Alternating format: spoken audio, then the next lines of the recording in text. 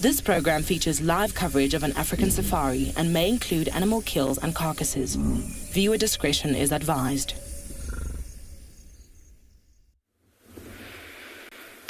Good afternoon and welcome to And Beyond Phinda Private Game Reserve. As you can see, we've got some lions resting wonderfully up on the top of the hill here. My name is Kim, and behind the camera we have Craig, and we would like to welcome you aboard to your very own digital safari, live from the African wild.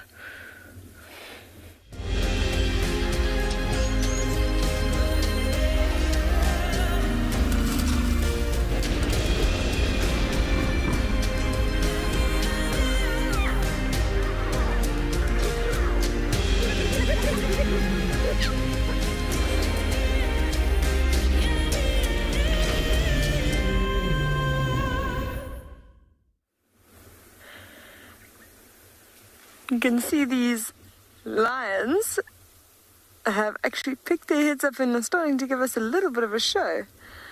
It's lovely to see all their little faces. You can see the two on the right, quite smaller than the rest of them. And we'd just like to welcome you back. And again, my name is Kim, and behind the camera we have Craig, and we are coming to you live from And Beyond Phinda Private Game Reserve.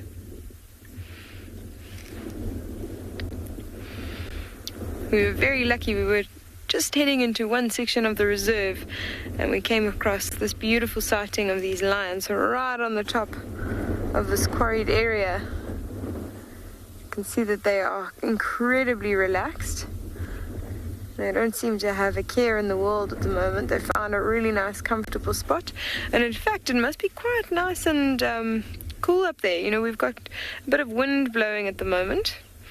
And I think they've chosen their spot really carefully.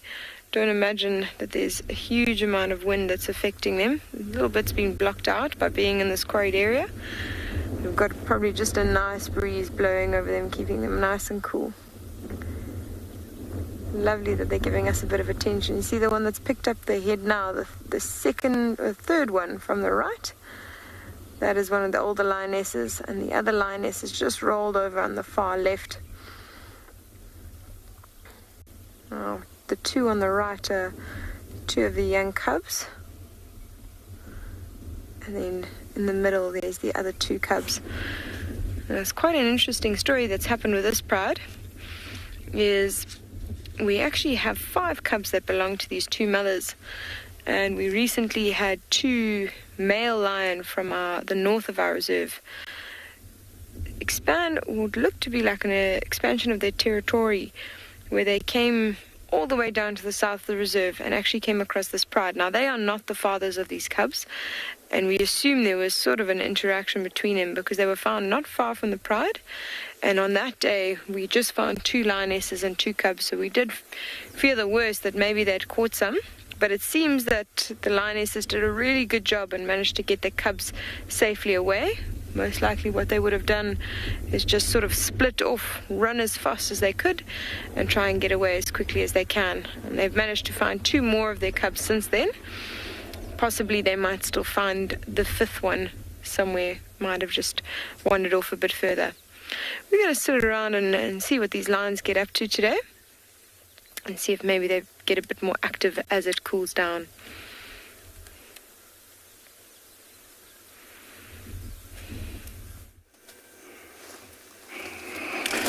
Jumbo Jumbo, and a very lovely, beautiful, sunny afternoon here in the Masai Mara. I have a beautiful herd of buffalo. amounting to around maybe 600 scattered in front of me, together with that beautiful landscape of the Masai Mara, accompanied above by nimbus clouds or cumulonimbus, towering cumulus. Mixed all of them means that we might get some rain. Jumbo everyone, my name is Isaac and on camera I have Bungay. This afternoon our mission is to try and find some cuts, but everything in our way is very, very welcome. And as you can see, we have a beautiful big herd of buffaloes and some very big old dagger boys or bulls that have been wallowing in mud. Some of them are so wet, I hope we'll get to pick up one. I saw one earlier that was very wet, and the mud is very useful. Look at that guy. Looks like he just came out of a spa, a mud wallow. This is very important for these buffaloes because it protects the skin, also makes it healthy, protects it against direct sunlight, and also biting insects. Of course, after a few days, it will dry and fall off the mud, and so he needs to find another wallow to do the same thing. These are males, as you can see. They're already trying to leave the main herd. It's typical for big bulls to do this when they reach maturity at the age of around 6, 7. At that age, they're very intimidating and not afraid of anything. In the Mara today, we're expecting some rain, 28% chance, and the weather is quite lovely. It's around, I think, 27 degrees Celsius, and it's just perfect to be out here enjoying the African wilderness. Remember, this is live. It's coming from the Masai Mara, and apart from the buffalo, I have the cattle egrets accompanying the buffalo. It is normal, and they go together mostly in the long grass like this. Much easier to find food for these birds. They have learned this over the years that, they've been together. They're always together. Of course, in the evening, they will leave for the safety of the trees, close to the big trees, and then in the morning they will find the buffalo once again. Of course, I'm not the only one. We have other guides somewhere, so let's take you to another live location.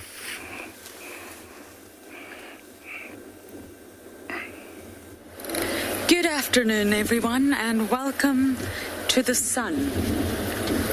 It feels like we are on the sun. We are moving from patch of shade to patch of shade to patch of shade. Anyway, my name is Lauren and I do have Carrot on camera. Yes, that's my little nickname for him. And here's a little bit of shade. Let's enjoy it. And we'll keep moving. But in all seriousness, it is very hot and I am going to do a water hole search. I think it's really, really the right thing to do.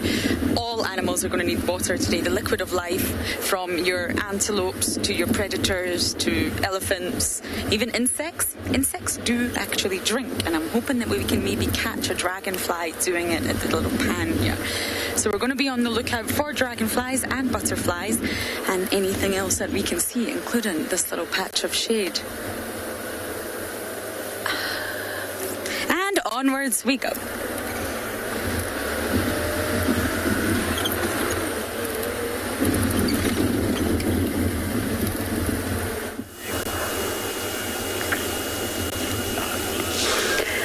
Sure what this elephant is investigating with his trunk.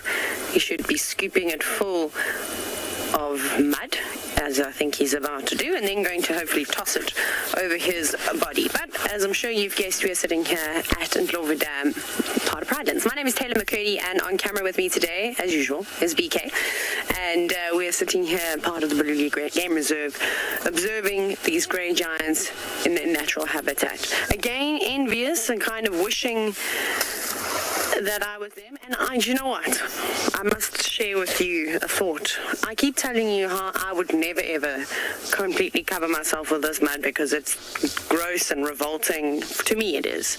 Because I know how many different animal species defecate and urinate in there, and I do not want to touch it. But I think today is the day that I'll just do something drastic, because I think this heat has driven me insane. So once the elephants leave, I'll be going over to get a cup from the kitchen, because we're right outside the eco training camp, and I'm going to go and get a scoopful from exactly where that elephant's foot is, that front foot that's in that nice slushy mud there.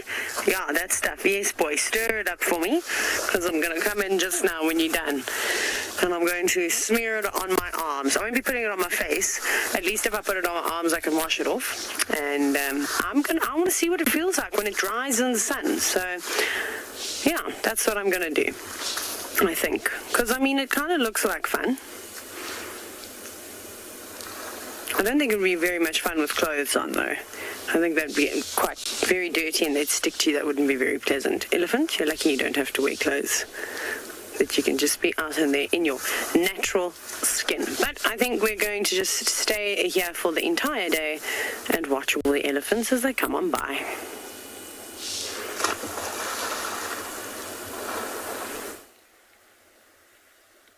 Good idea to sit by a waterhole all day on a day like today. Good afternoon and welcome to this end of the Sunset Safari. We have a herd of elephants here, the northeastern corner of Djuma, which is on the western fringes of the Great Kruger National Park. My name is James Hendry. That is my winning smile, I hope. And on camera today we have got Niels, the Hood, from the ganglands of Pretoria. And there are our elephants.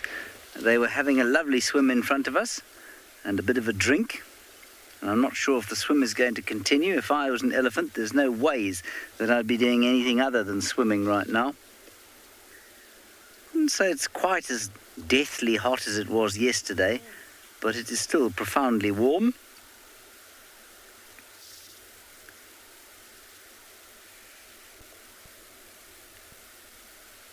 Let's see if the matriarch just leads them straight out, or if they have a proper swim in the end there.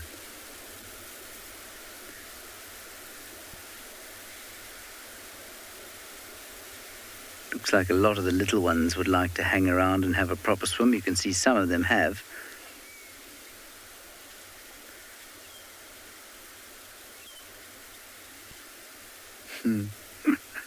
It's just wonderful.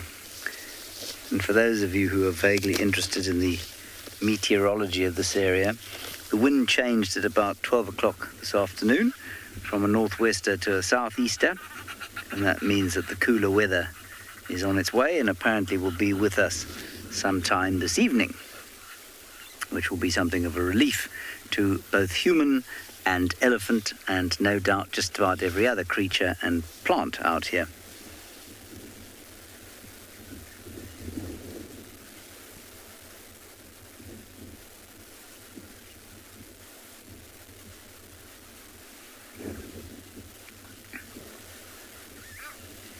I wonder if they won't spend a bit of time around the waterhole for the afternoon, actually, eating and then coming back, maybe. Yes, Lincoln, this is the exact, or the most perfect example of an animal pool party. Elephants love to have pool parties, especially on days like today.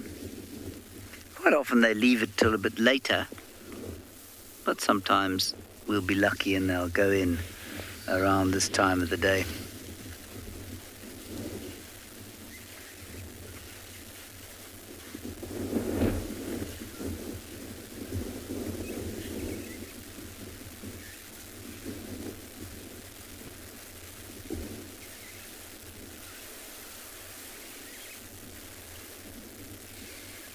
I'm sure that must be very nice having the cooling breeze on the wet skin that the elephants have. Remember, elephant's skin is like sponge, which means it absorbs a lot of water. It's not actually waterproof. It absorbs water, and that water will, well, I suppose, allow heat to radiate out of the skin, so they don't sweat. Well, they can apparently sweat a little bit, but that sweat is the always only in the sweat glands are in the toenails, and so they've got this very wrinkly, cracked skin, so that it can absorb water and help them stay cool. Here we go. Now our young bull's going in. It's normally the young bulls.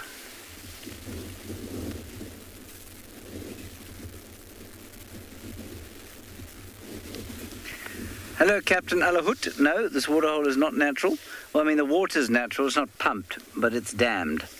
So we're parked on a dam wall.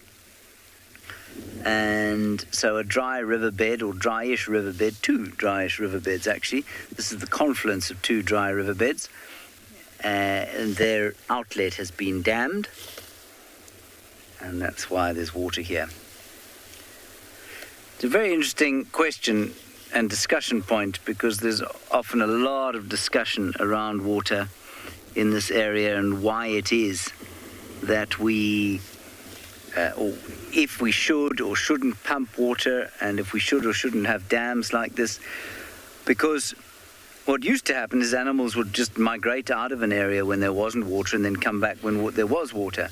But the rivers used to flow much more frequently than they do now, because there wasn't any agriculture or humanity living outside the borders of this particular area. And now that isn't the case, and so the naturally occurring water is not quite as, there's just not quite as much of it. And then the other thing to note is that,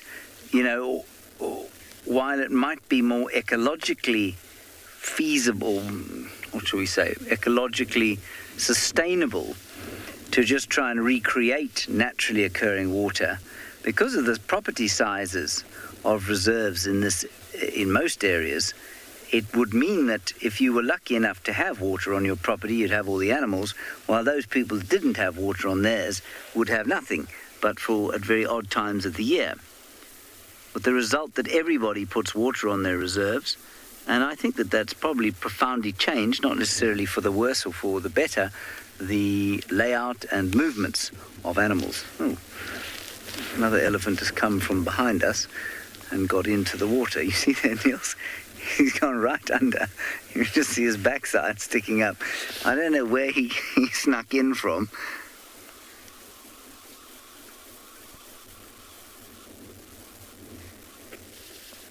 It's quite fun. I didn't even see him coming or hear him. I just suddenly saw this periscope trunk sticking out of the water, and there he was.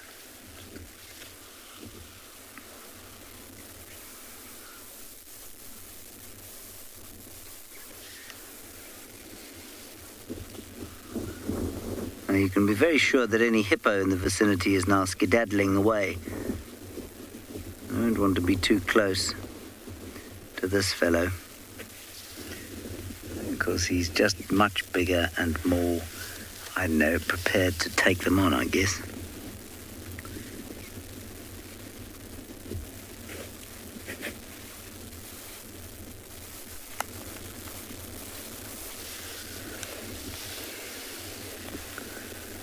And the others still coming around the side of the waterhole, some of them drinking.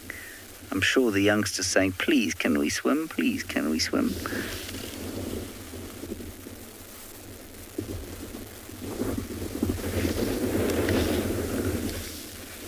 And I think we'll sit here a little bit longer before we head off. We'll see what these elephants do.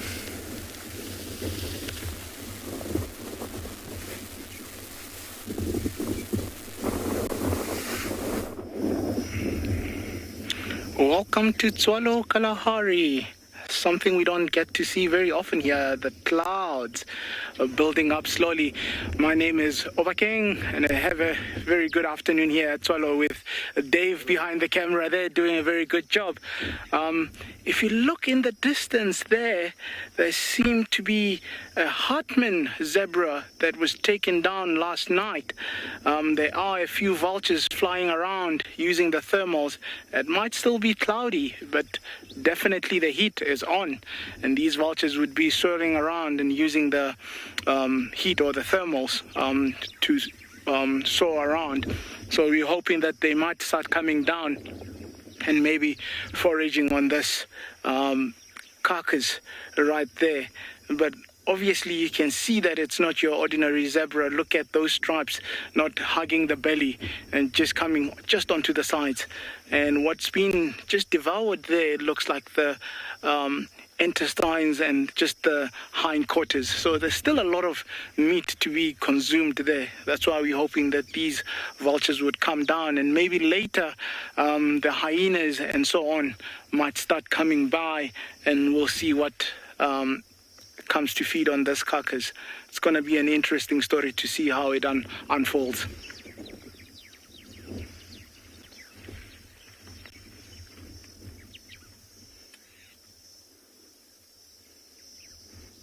Just scanning around there, trying to see what else could be in the vicinity. Yeah, I think we're going to keep moving. We'll come back later, as I said, to see if anything does come to feed on this carcass. And for the time being, while we search for other things, we're going to be sending you to another property in Africa.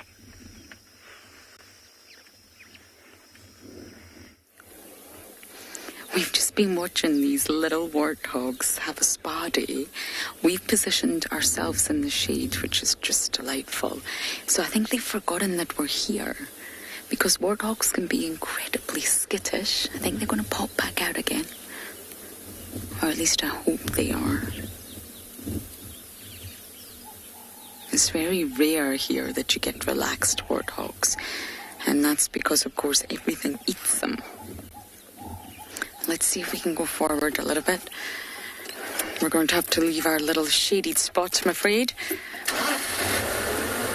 Let's see if we can get another view of them. Yeah, they're still there.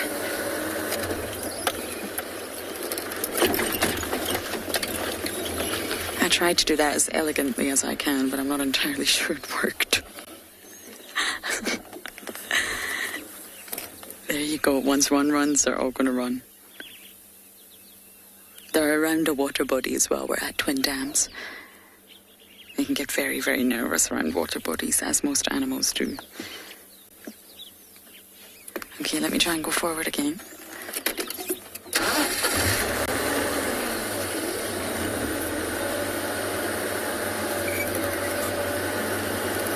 Okay, we're going to get a lovely view of them soon. Are they going to stay? Are they not? I do not know. I'm going to turn my engine off now.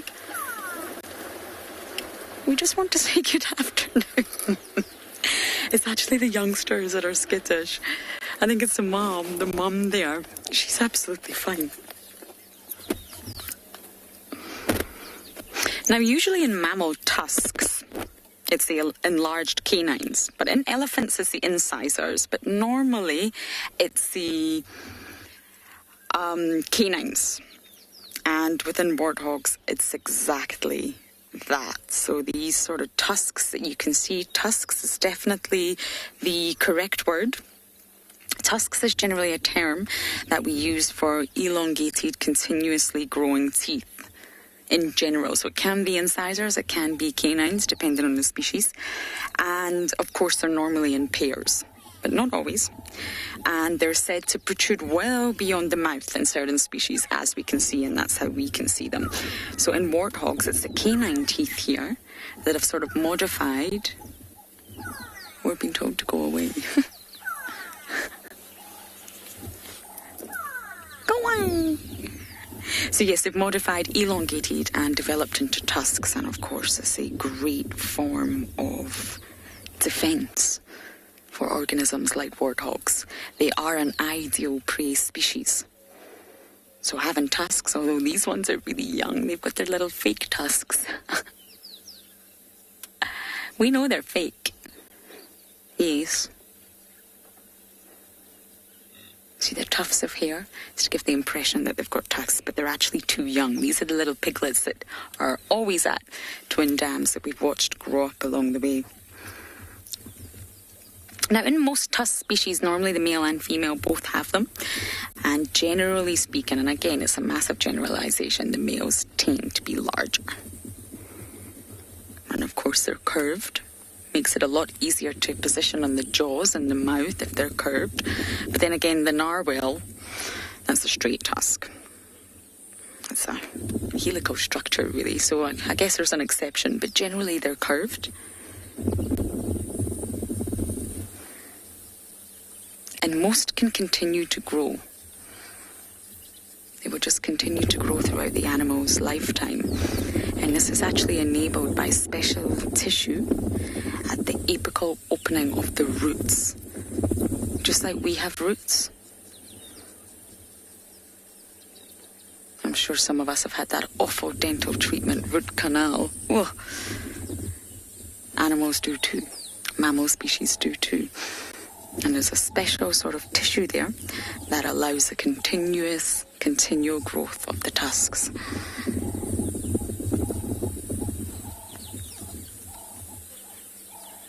The young ones are still unsure.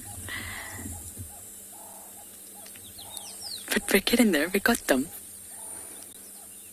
I imagine they'll keep jumping in and out of twin dams as much as they can.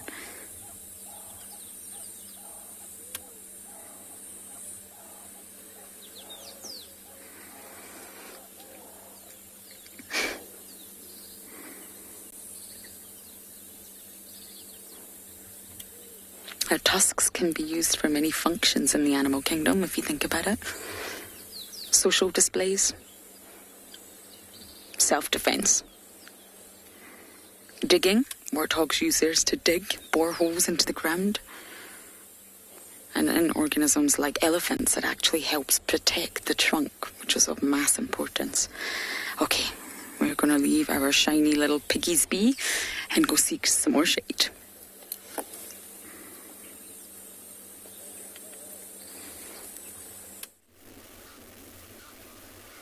We are having a wonderful time here. Not as wonderful as the elephants are having, but we're still enjoying ourselves thoroughly. Slowly, the youngsters came down towards where the sort of big bull who's in the middle was swimming, and they all came in, and then a whole lot of other bigger ones joined them, and slowly the entire dam is filling up with swimming elephants.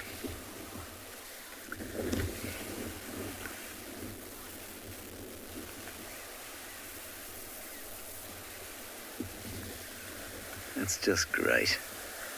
I don't know why it's so entertaining to watch elephants swim, but it is. Probably because they don't sort of lie still, you know, they're always having, it looks the most joyful experience.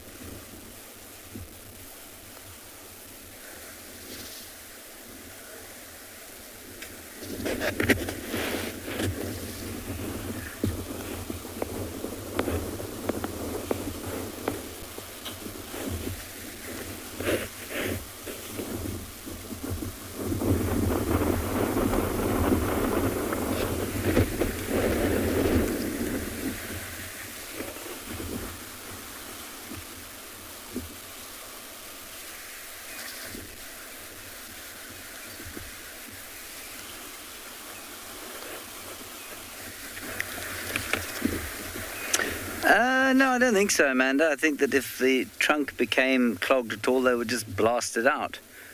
I think the elephant would have to sort of become unconscious while particularly dense clay solidified in its nose for it to become clogged up properly. So no, I would say not.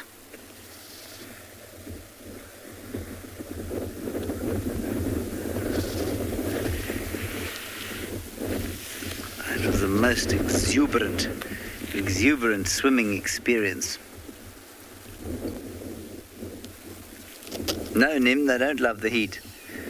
They love to, like most mammals, have a kind of ideal temperature, and because of this, it's so hot now, they're swimming, and that's to reduce the temperature. I think there's also a certain amount of joy involved, but no, they don't love enormous heat.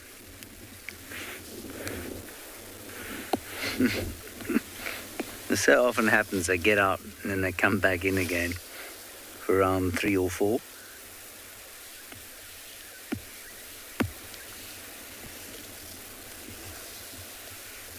So Nim, you'll find that very few animals really love the heat because heat is dangerous for animals. Many animals can cope with almost, absolutely extreme heat, but very few love it. They must work to get rid of it when it's really hot. And the bigger you are, the more difficult it is for you to lose heat, and that's why these animals don't have any hair. I mean, they've got a little bit, but they don't have fur to speak of.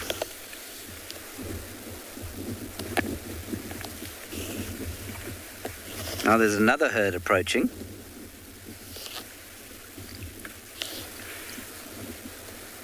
We'll see if they come for a swim as well, or if it's just going to be a brief drink. It's a much smaller herd.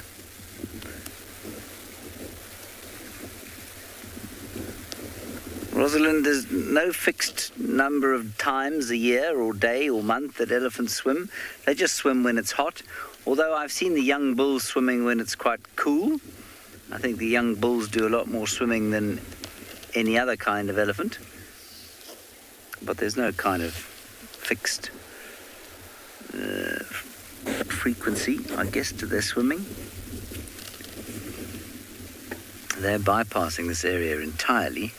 There's a tiny little one there. Let's see if it wants to have a drink, or maybe a little swim.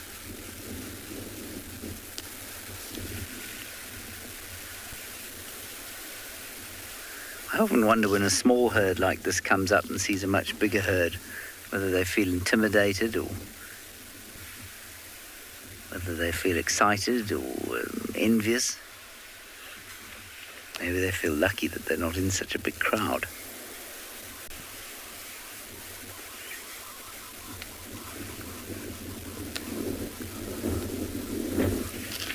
Yeah, Debbie, I agree with you. Elephants do look very happy when they swim. It's a real feature of their swimming, is that they look like they're having such joyful fun. And again, I think all the ethologists who said that, you can't ascribe human emotions to animals, I think watching an elephant swim is a good way of showing how amazingly joyful an animal can seem, and probably is. These guys are not going to have a swim just yet.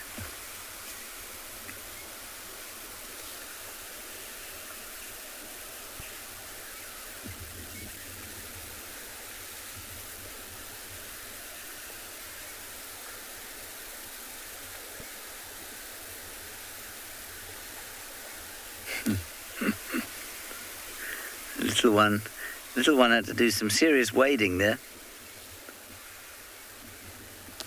The others are still swimming, by the way, as we look at these chaps come around.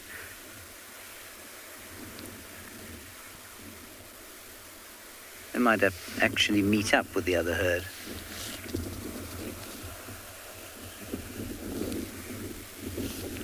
So you want me to move back, Niels? Shall I? Oh, there's another one coming. Let me move back a bit, and then that antenna won't be in your way, and you'll get a better look. You just drift slowly back.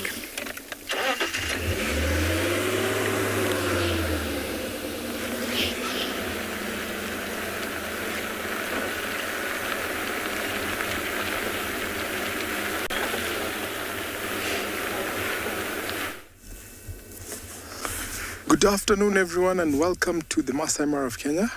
We have elephants grazing here. My name is Tim, and behind camera is Big James. Now, very cool weather. It's very, very nice being back here in the Mara. We actually missed being out. So it seems like our rain just passed over, and our elephants are still much enjoying the very lush green grass here. This seems like a big family. So So there are bulls who just came here to investigate whether some of these females might be in estrus. From a distance, the only way to recognize or to tell an elephant bull from a cow is the height and the size. So bulls will always be taller than the females. So sometimes the butler bulls will walk into a herd, and in that presence, they always analyze if some of the females might be in estrus. But if they're not, then these two groups will split up. The butlers walking to a different area while the families head back to where they always reside and where they always go to. So we always see elephants here in this Mara Triangle coming towards the marsh, eat the lush green and enjoy the water, because most of them have calves. We've seen a boom in calf population here with elephants. So it's very, very nice because they walk very short distance towards this marsh. So as you watch these elephants, let me take you over to another live location.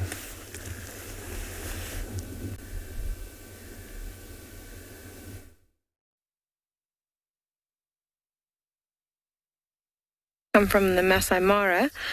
We've actually had a lovely surprise here. While we're sitting watching these lions, we suddenly noticed this rock monitor lizard walking next to the vehicle, and watch its behavior. Can you see how its throat is really puffed out? Look at that, it's sucking it in now, and it's puffing it out again. And it was walking past us, sort of unaware that we were there, and as we noticed it, it suddenly changed its behavior to try and become as intimidating as possible. And that's exactly what we're seeing now. You can see it's keeping us in its peripheral vision.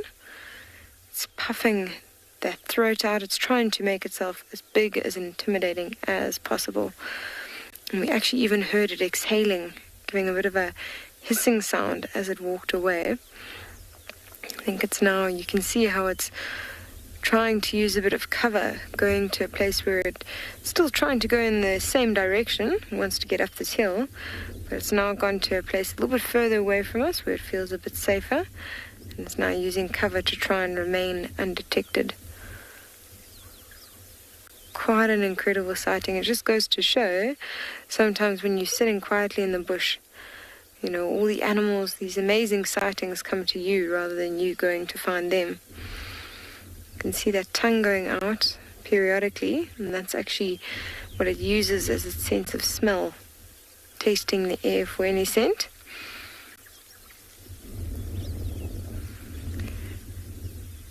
Chris, it is a slow beauty, and what's quite fascinating about these rock monitor lizards is that they are quite slow in general.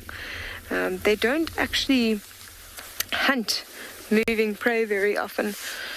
In fact, they more go for something that's as slow as themselves. In fact, tortoises make up a large percentage of their diet. They're known to actually eat those whole. And funny, I think that's probably at the moment what it's been feeding on quite a bit. We've been seeing a lot of tortoise activity around the reserve. Generally, when it's rain is coming, we start seeing a bit more tortoise activity. So I think that's what it's been feeding on quite a bit at the moment. Other things it'll eat, little insects, little millipedes, crickets, snails, anything that it can get a hold on. But yeah, moving prey, not part of its diet because, as you so rightly said, it's very, very slow moving. So what a wonderful surprise for us to have that walking right past. I think let's have a look at what these lions are up to. And can see that they are just very lazy lions this afternoon. Not up to much more than they were a few minutes ago. I think we'll stay around for about another 10 or 15 minutes, see if they decide to get up, but I think they have found themselves a nice safe spot. They seem incredibly comfortable, and they might be here for the next few hours until it starts to get a bit darker. So we are going to send you to another live location.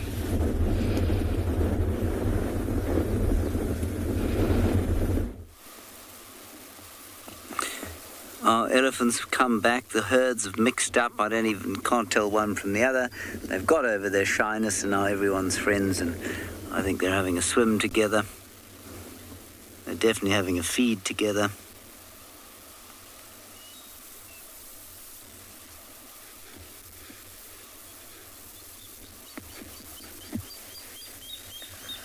You can hear the objections of a watered thickney. Showing that one's got a little bit of water in its eyes, trying to scrape it out with the trunk.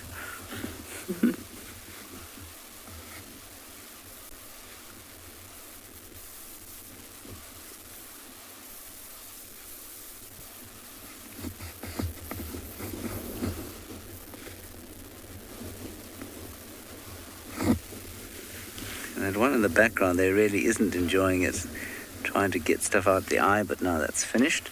And now the three of them are going to have a bit of a water fight.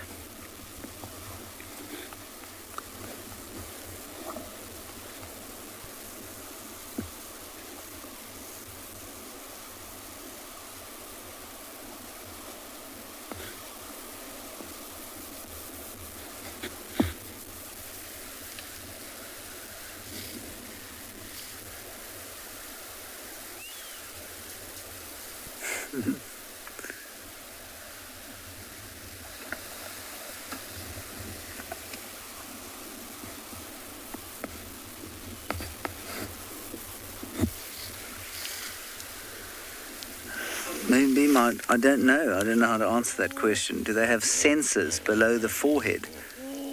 I mean, they can feel.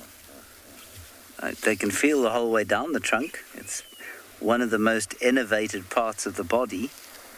Does that answer your question? I'm not sure what other kinds of sensors you mean.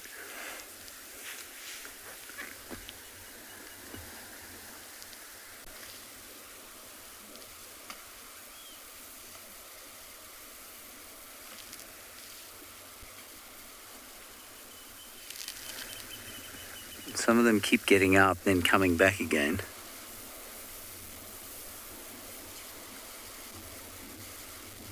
Dungeon Girl, for the most part, they're walking on the bottom of the water, but they can, on the floor, the ground, but they can swim. And they've been known to swim quite prodigious distances, especially in Lake Kariba.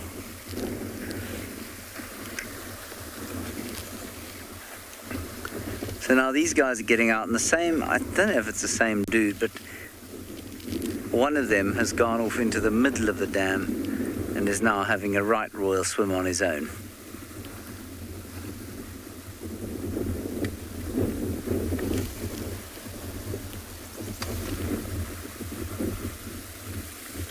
It's not very deep, but I think he might be, I don't think he's swimming there, I think he's standing on the ground.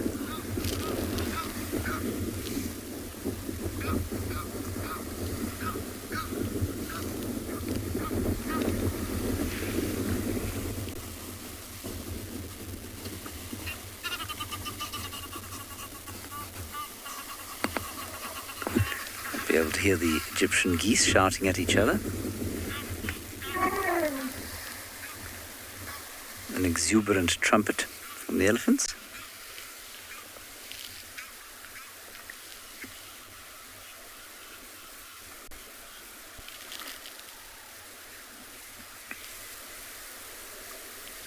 Having such a lovely time. And this is all young bulls now. The cows and young cows have headed off to do whatever duties they have. Look after the kids, do their eating, and the young bulls who refuse to take responsibility are still swimming.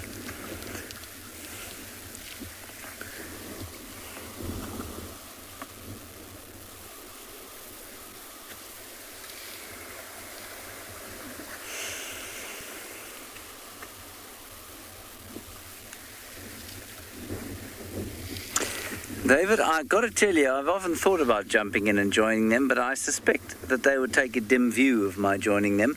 And in actual fact, I think that what they'd do is get out of the water and run. I'm guessing. I don't think they'd come after me. But I tell you what might come after me is the hippo.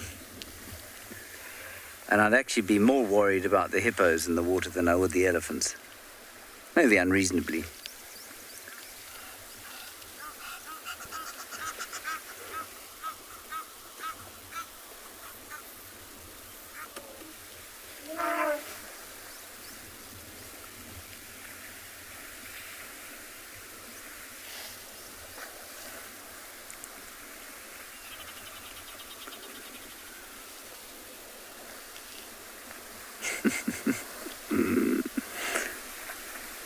Let's see if this is actually the end of their swim or if they get back in again. Highly likely they'll get back in.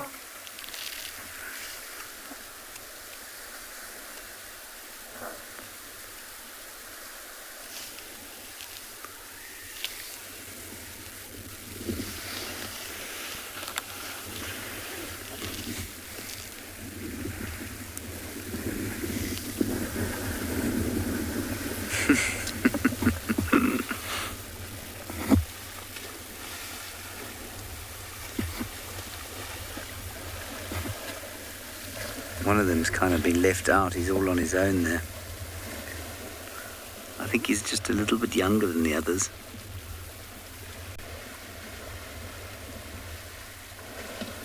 That's him in the background there.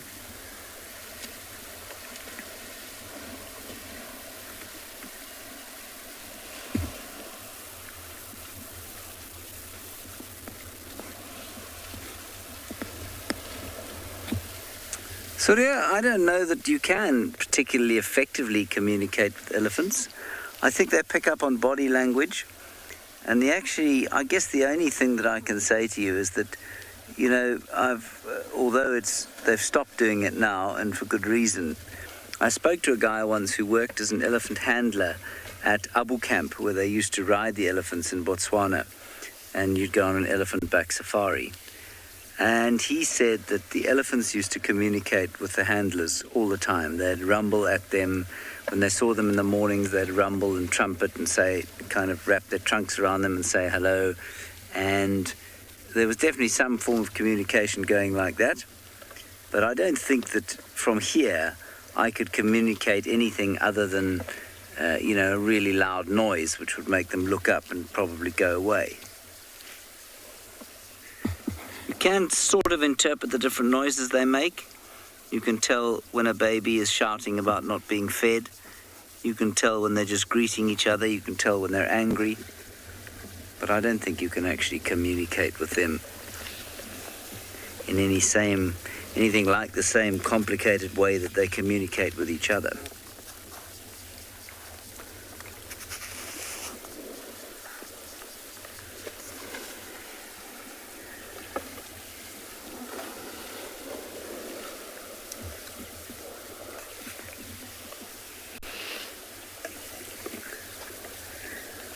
Everyone else has gone away. It's just these two left.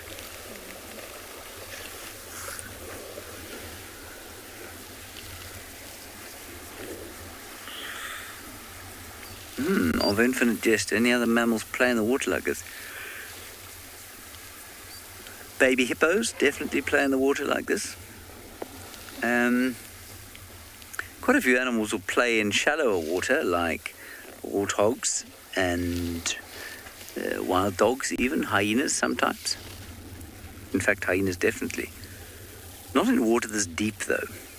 Obviously aquatic mammals.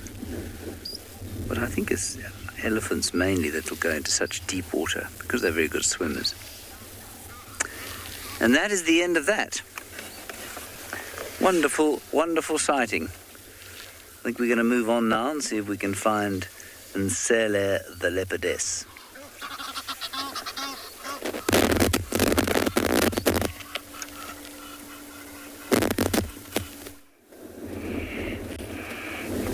Well, always fun to see elephants having fun in the water, and they know how to do it.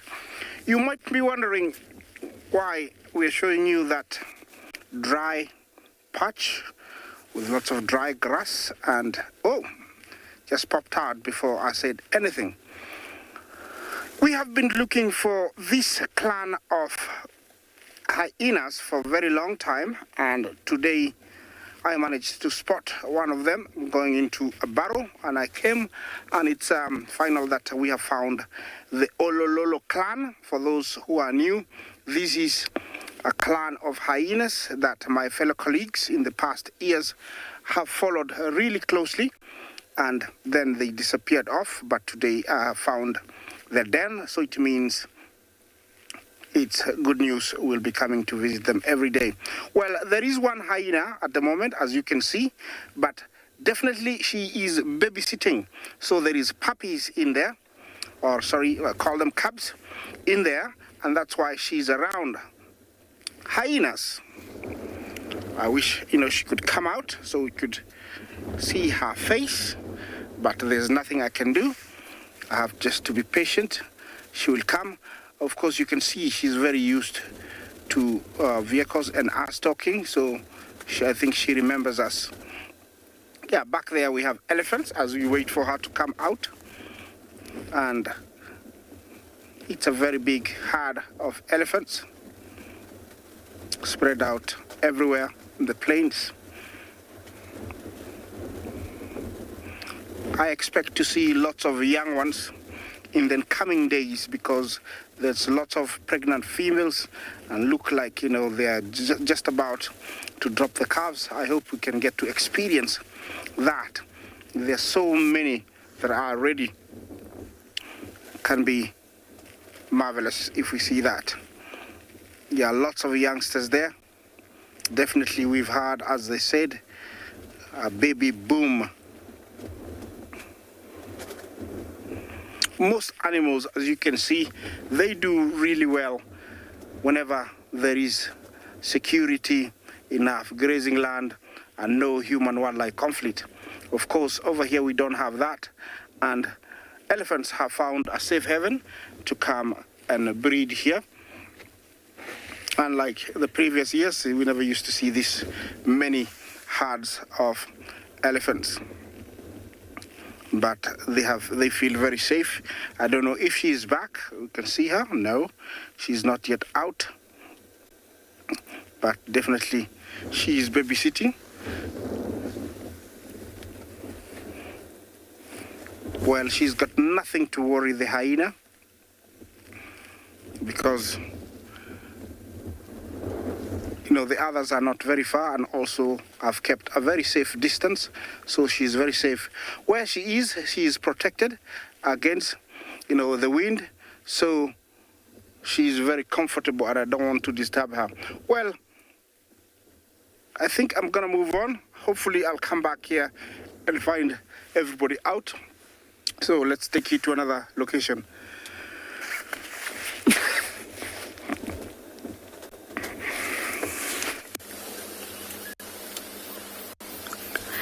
So we're just sitting at Chitwa, admiring the capabilities of the antelopes in front of us to stay cool.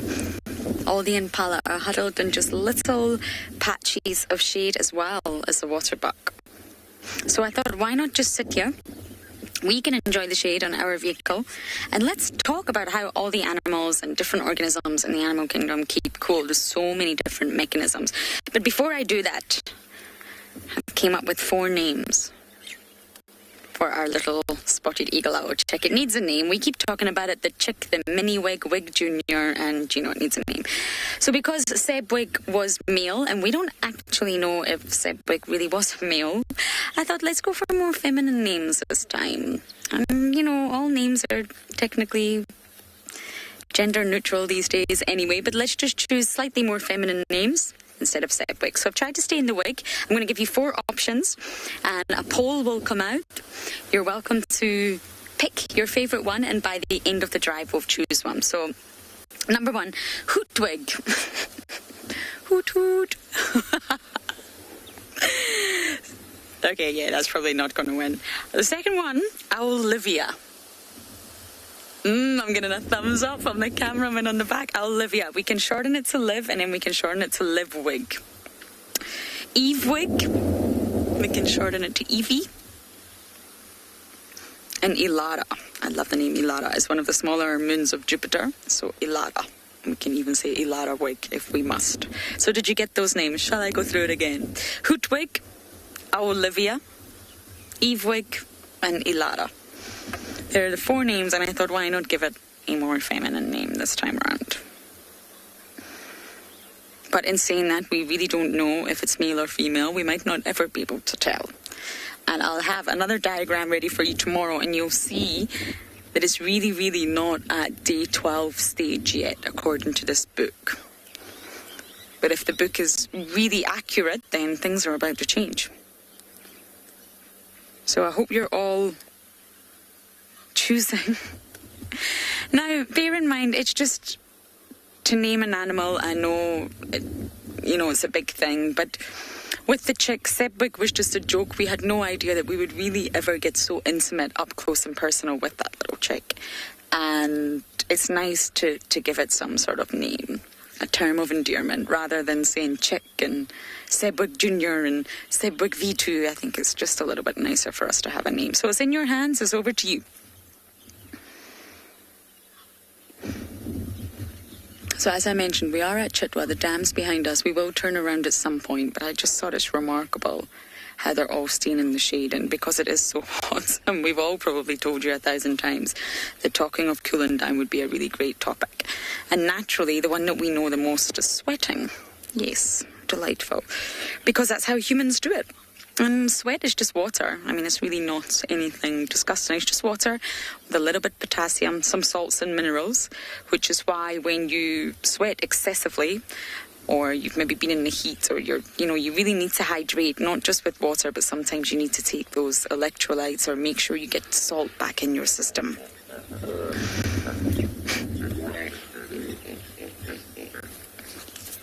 So once water comes on your skin, as it evaporates, which is very natural in the heat, it carries the heat away from your body. So it's removing the heat when it evaporates. And this helps reduce your overall body temperature. And that's exactly what most organisms are doing.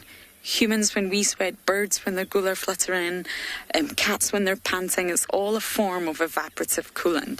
The moisture will evaporate and then take the heat away. So it's just basically drawing heat away from the body. And in our system, our biological system, sweat is produced from sweat glands, which are located in specific areas of the body, but they're sort of activated and controlled by the hypothalamus, which is obviously an area in the brain. And the fact that humans can sweat so much is very efficient for us. What it means is that you can run longer distances at faster speeds than other animals, for example, because we have that method of cooling. And it's said to stem from way back. And hunters and gatherers, the hunters could hunt game during the hottest parts of the day, whereas most predators were forced to rest because it's far too hot for them. So it just provides a really efficient system for our body to draw away heat and to cool the brains. It's obviously very important that our brains don't overheat, and we'll come to that a little bit later because there's a few specialised organisms, Thompson's gazelle being one of them, sharks being another one, that have a specialised system in their brain in place to make sure they don't overheat.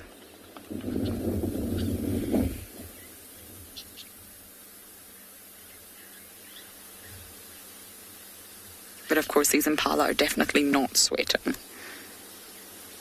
They don't have that luxury.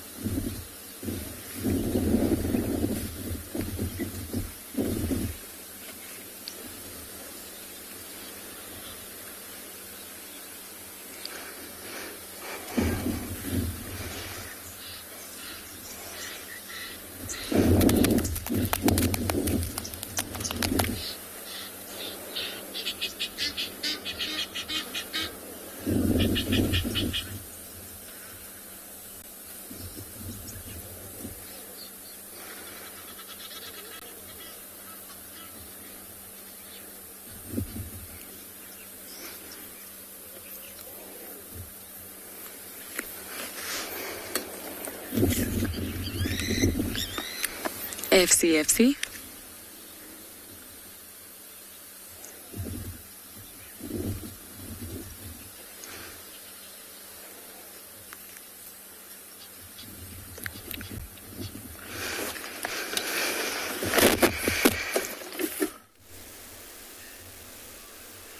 Hello everybody. I'm just trying to figure out where on earth we are right now. Well, I know where we are. I'm just trying to figure out where we're going. It would appear that the map I have is not the same as the map that Lauren has. Anyway, that's okay. We'll figure it out as we go, I suppose. Right, okay, on we go. What we're doing is we're heading off to see if we can help find Nsele the leopardess, who was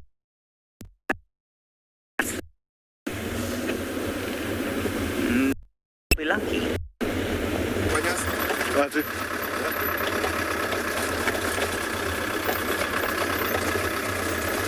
Well,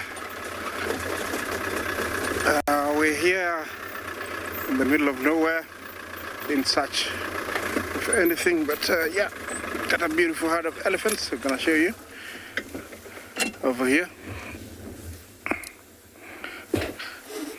all spread out, enjoying the grass and shrubs. Always peaceful to see them in that manner. Here is a very big female. It looks like she's one of those ones that I'm expecting to see a bath, or one of us can see a bath, but there are very many like this, and for some reason they have decided to come and do it here. I've seen about 2 in the last 3 days that are very new, so it is I think time that that they have decided to come and give birth here. She's got very beautiful tusks, as you can see. So she's from a family that grow very, beautiful tusks like her. As always, the matriarch is the leader of a herd of elephants. She is the history carrier. She knows all about where it is safe, where there is enough food, where there is water in dry season. She knows all that, and she pulls the string in case there's a situation where there's a lion or they're moving towards a human habitated area. She is the one to talk to everybody and tell them what to do. One of the things that she plays a very big role in such a case, this usually gives a warning for everybody to come closer and for them to move faster. It is evident that she does that, and then after they've gone past, she'll tell everybody to relax, and you'll see everybody sort of easing down and starting to graze. Well, it's a beautiful sight here, but I've got to move on, see if I can find something else.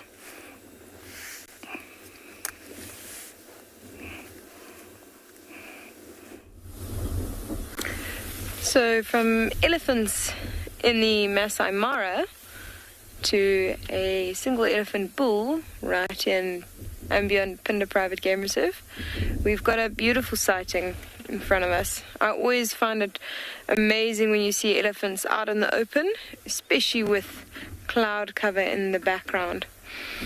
I just think it's such a majestic sighting, that brown sort of grey of the elephant against the grey colour of the backdrops, the clouds. You can see that this bull is just slowly feeding. He's found some really luscious grass here. And he's giving us a wonderful show. We see that he's got a collar on the top of his head. You can see that little lump there. That's a tracking collar. And the reason he's wearing that collar is he's actually a new elephant to this reserve. We've recently introduced 2 male elephants from Tembe Elephant Park. And it's just because we want to have a few more older bulls on the reserve. They are very important in the elephant dynamic. You were talking earlier about how important the matriarchs are and their sort of responsibility to the social structure of elephants. And elephant bulls are also equally as important to the development of the young males. They actually keep them in line. They suppress them from going into must until they're old enough to handle it at about 25 years old. So very, very important to elephant social structure, these elephant bulls. And that's why we needed a few more. Also great for a little bit of genetic diversity within the herd. I'm just going to turn around because he's just gone behind us. So we're going to have a quick turn around, keep him in our eye line.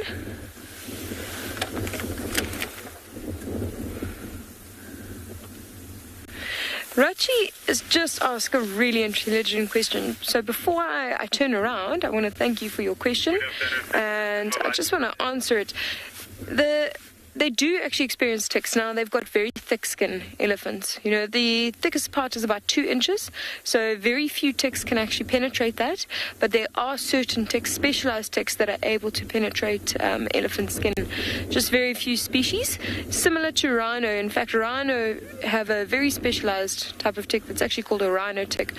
Can't list the species of ticks that infect elephant, but there are a few, select few, that can actually get in them. And they're soft skin folds. You often see sort of around the little skin folds in the neck area, maybe in between them where the skin's a little bit thinner. Okay, let me just turn around and get us another view of this elephant bull.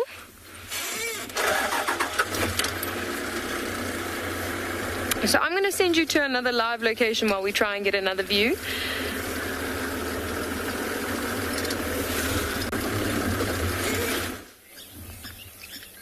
So talking of sweating, which is such a delightful topic, birds, like these Egyptian geese, cannot sweat, but they're warm-blooded, so they have to find their own way to regulate their temperature on days like today.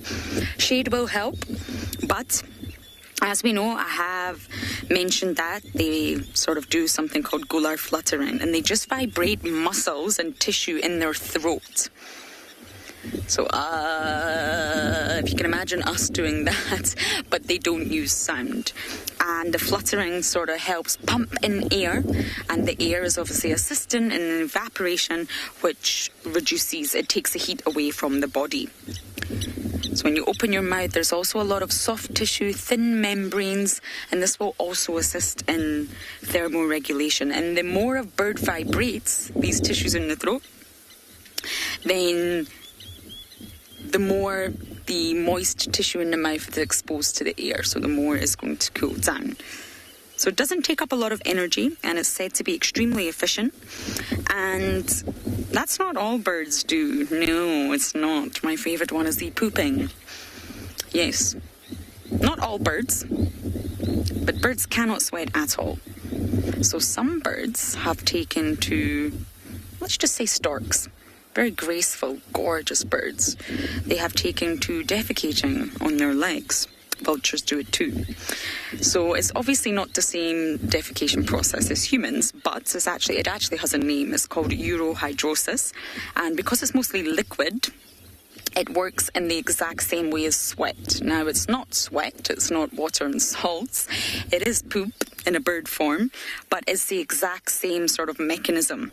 And as the poop dries on the legs, the heat is carried away, which brings down the overall body temperature. Now, there's also a thought that vultures use it to cool down, but it may have a sort of secondary function, which is to decontaminate their legs from any bacteria after they've been standing and rotting meat all day. Yes, but the primary function is most likely to cool the bird down. So it's urohydrosis, and of course it's a liquid form of defecation, not solid. fascinating. So they have two unique specializations of cooling down because they cannot sweat. They don't have the luxury of sweating like we do.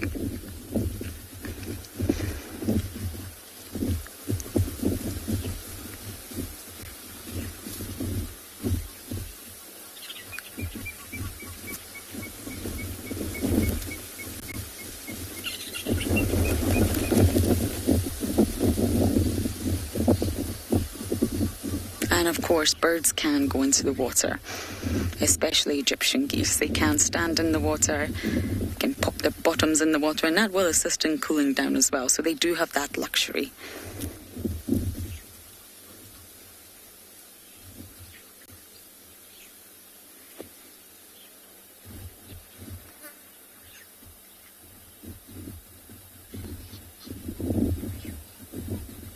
Although I must say they don't seem bothered by the heat at all. I think it's just us humans that like to complain about it.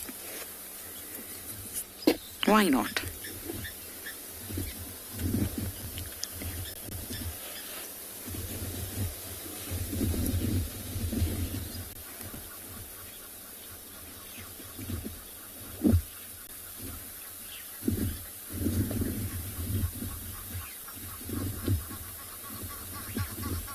Now you can see just in the background over here we have hippos. Hippos are always at Chitwa Dam, and they have their own unique mechanism, another specialized adaptation. I sort of went into it the other day, but they have very, very specialized secretions that they secrete from special glands on their skin. And it's sort of a oily substance, comes out clear, then it polymerizes, and it produces a red color. And it's hipposudoric acid and norhipposudoric acid, and it's two substances, and it's believed to sort of be made from a metabolite of amino acids. So it's naturally produced in the body. It's secreted through glands on the skin, and not only does it act as a sunblock, it also helps them to retain moisture. So it stops the skin drying out in the sun and helps with keeping the skin hydrated. So it doesn't necessarily keep them cool, but it's also another mechanism that keeps their skin hydrated, protected from the sun. And in terms of cooling down, they're already immersed in water. I mean, that's exactly where I'd love to be right now. They're already in a body of water. And for mammals, at least, we lose heat very quickly in water. If any of you have been diving or snorkeling or just even swimming in the ocean, let's not say a swimming pool, in the ocean or a natural freshwater body, you'll notice that your body temperature drops quite quickly. You lose heat in a liquid medium. Oh, my expert. It's just caught something. This monitor lizard's just caught something huge. What is it?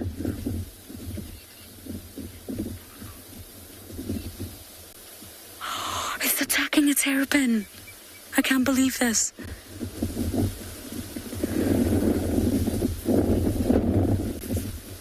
It's got to get in that shell. It's got to attack through the carapace.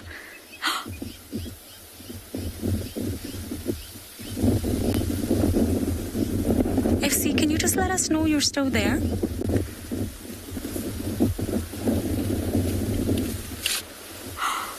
I've never seen this before.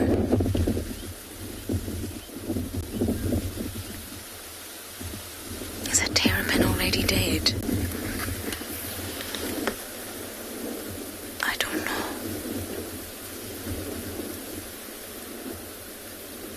You can see its appendages, its legs and its arms, if you like, are still exposed, but its head's inside.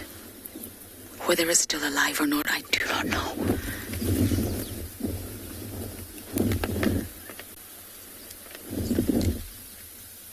Reptile versus reptiles.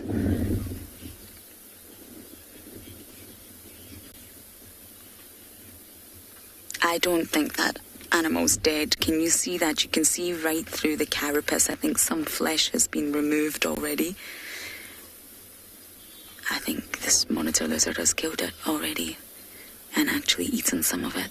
Sassy Cassie, no, they can't harm humans, not monitor lizards. They have got a powerful bite. I wouldn't necessarily want to offer my hand to one, but no, they won't hurt humans. And reptiles, they are their own unique grouping of animals when it comes to cooling down and warming up. They're ectothermic, very different. But I'll come into this a little bit later. Let's just watch this incredible sighting.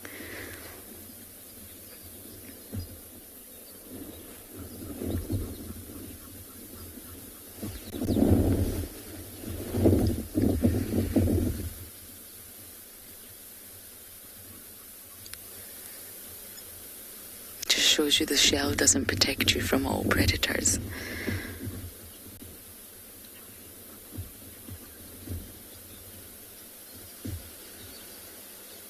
Yeah, this terrapin's no longer alive.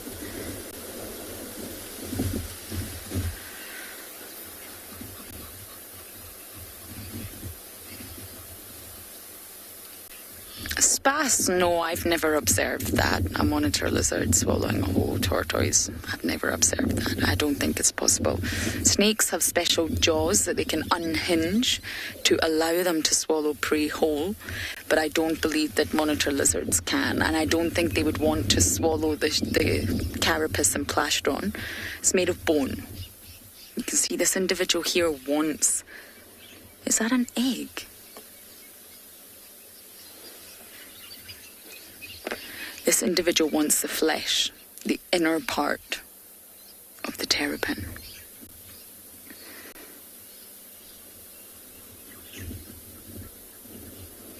You see his tongue, long forked tongue. That's how they taste, that's how they navigate their landscape.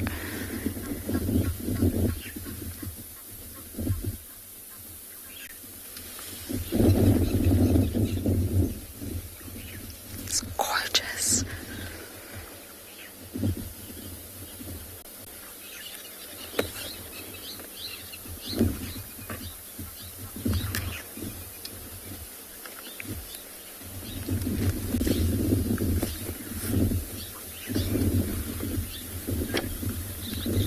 Is he leaving it? Is he letting it be? It's a challenge. But I really do believe the terrapin's dead, which means... Oh, just eat that egg. Wow. That was an egg. I don't know where that egg came from. I don't know who it belonged to. But he's just swallowed it.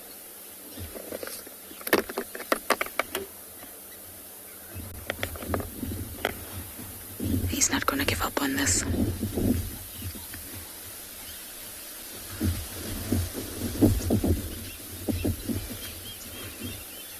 He knows what he wants, it's just how to get it. They've got really sharp claws, but not strong teeth, not strong enough to crunch through bones.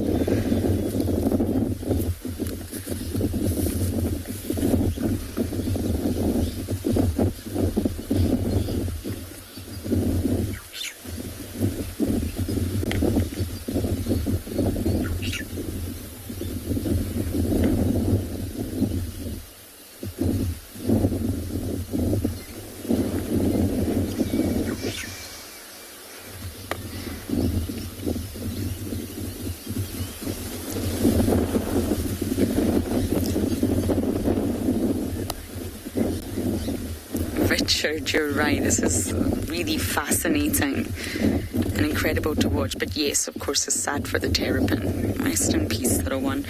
Nature has... It's tough. It's tough to watch many things in nature. But of course, it's the reality out here. It just shows you how powerful these lizards really are.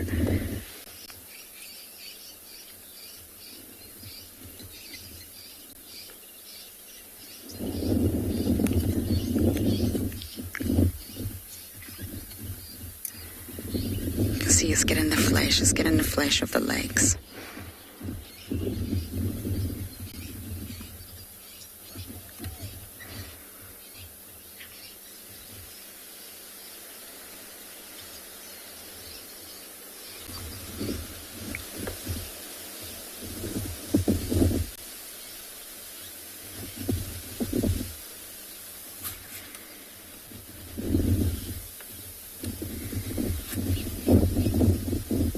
is actually already feasted on a lot of this terrapin, now that I look closely.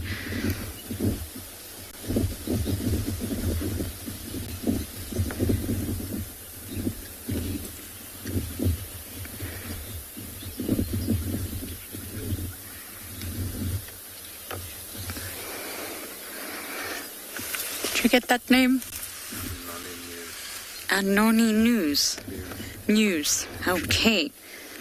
I don't know if I got that right, but I really hope so. You're asking what's the difference between a turtle and a terrapin. Sea turtles, you will only find in the sea turtles are aquatic and, generally speaking, oceanic. They're carnivorous and they will eat other organisms, be it coral, be it a sponge. They still eat other animals, and they have flippers. They're not really able to walk on land, and sea turtles do pull themselves up onto land to lay their eggs, but it's a big effort. They're pulling themselves up using their flippers. They're not actually able to stand on sort of four legs. And terrapins are also aquatic, freshwater, not in the ocean, and they're said to be omnivorous, so they will eat vegetation as well as other organisms, and they can retract their head. Turtles cannot. No sea turtle, leatherback, loggerhead, green, hawksbill, whatever, out of the 7 species can retract their head back into the shell. They've got a very flexible neck, but they can't fully bring their head back in. Terrapins can, and they do it in a sidewards motion. It's almost like an S bend. Now, they have got legs. They can walk on land. They've got a little bit sort of webbed feet for the aquatic life, but they've also got claws for walking on land. So they've got the best of both worlds. They can walk on rough terrain, and they can also swim through water. Now, tortoises are terrestrial. They live on land. They're not aquatic. Completely vegetarian. And they can retract their heads back into the shell very quickly and directly. They don't need to use a funny S movement. And they don't have webbed feet because they're not aquatic. So they've just got very, very sharp claws and strong legs. That's the difference between the three.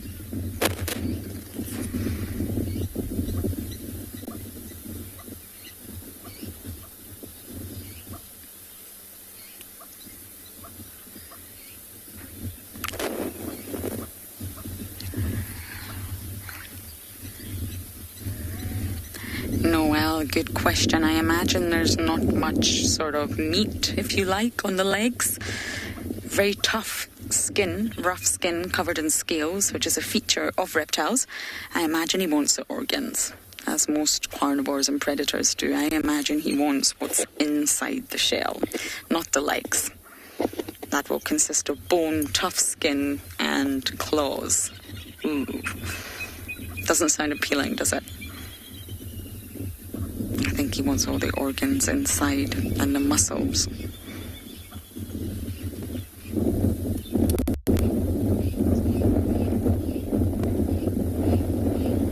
Wow, what a sighting. I think we're going to sit here at this dam and see what else happens.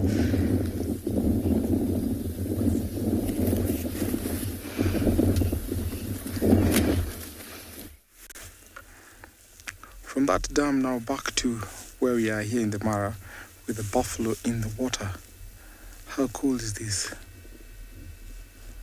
We hardly come across buffaloes in the water, and the main reason why this buffalo is here is because he's cooling down. He's not alone. There's one actually just next to him, but look at how this guy is submerged in the mud. Excuse me. How cool is that? Actually blends in so well. You can't really tell if there's a buffalo there.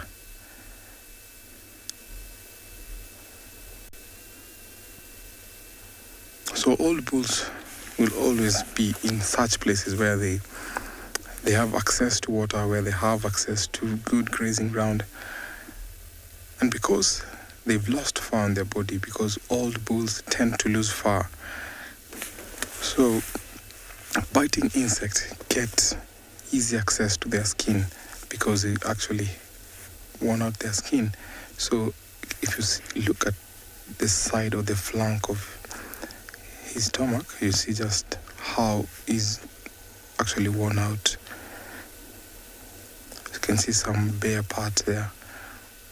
And that's the reason why they always walk into the water and mud. There's a common sandpiper actually up on his horns. Very nice.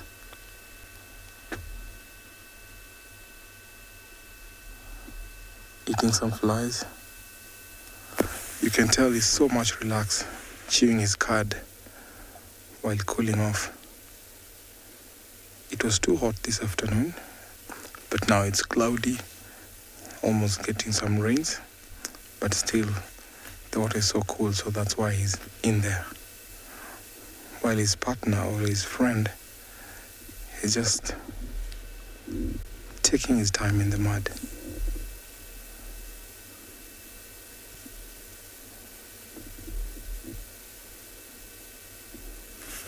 Sometimes old bulls fall prey. We come across lions with old buffalo kills, and this is the reason why.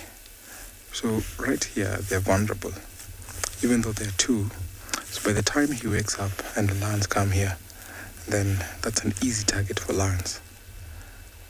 Sometimes they even spend their whole day there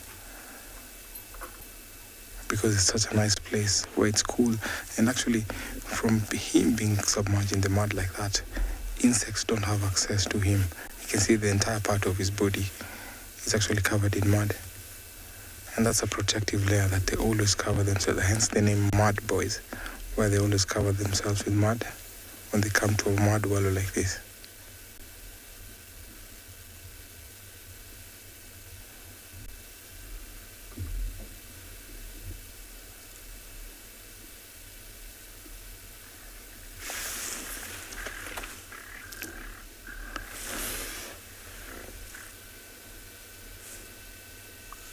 So immediately the other one walks out of the water, he'll just head to mud wallow where he'll cover himself in mud, and then as it sticks off, then it becomes a protective layer from suns and also insects.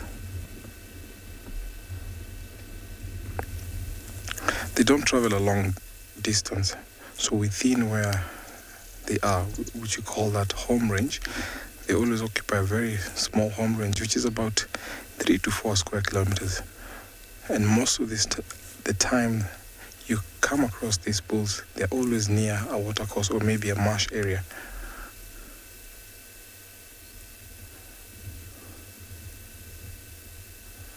Very, very nice to see.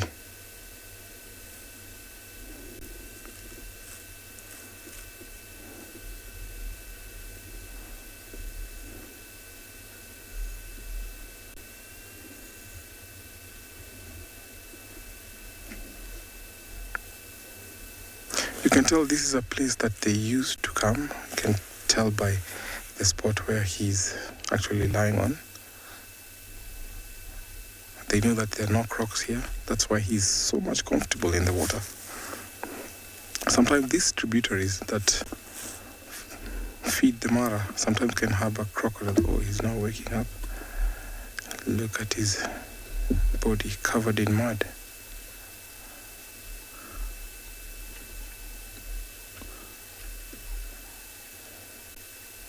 Does he want to change position or maybe walk out?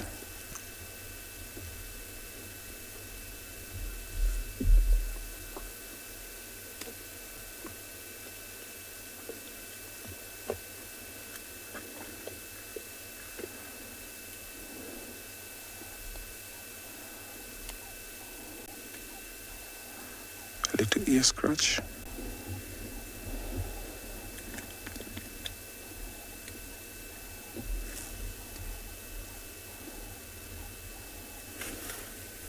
Megan, thank you so much for your question.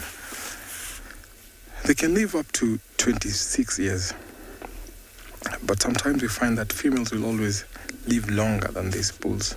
You find that sometimes, because the females never leave the natal herds, so all the bulls, when they become old, they always pick a spot where they get to rest and spend the rest of their time.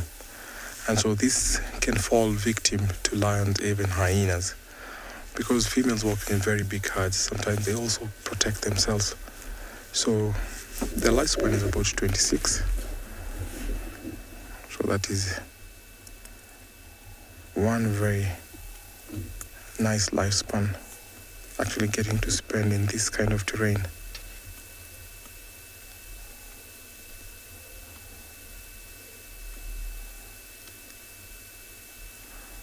He looks like he wants to join his friend. So let's see if he'll walk out, or maybe he wants to still stay in the water, because actually that is a very nice jacuzzi for him. Yes.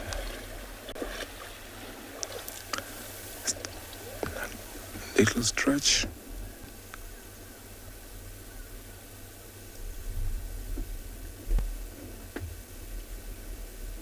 You don't want to be left alone in this water, because this place is full of lions. So if lions come and surround you, there's no escape. So he needs to join his friend.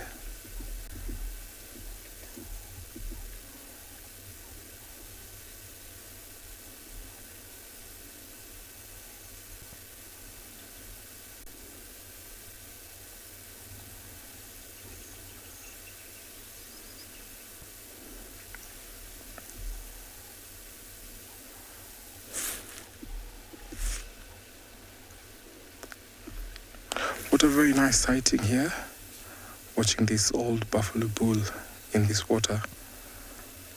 So as he's contemplating whether to join his friend or maybe stay there, let me take you over to another live location.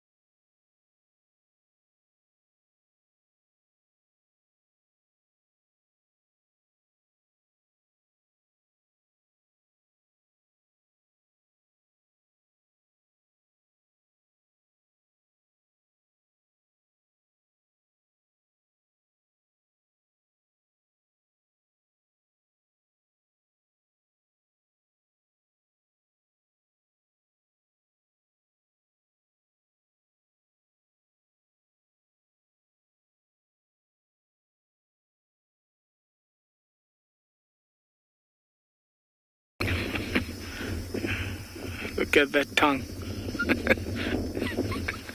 Oh, Dave.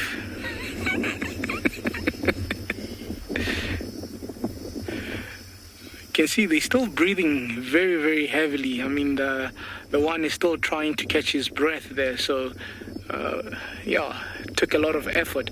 I'll try cool down a little bit, and he might go join. But everything has to happen very quick for these guys, because they never know what competition could be around. So they're not going to waste too much time trying to cool down. Soon enough, they'll both be feeding, just to try and get those bellies full before anything disturbs them or tries stealing the kill from them. And also because it's close to water, it means anything could be coming to drink.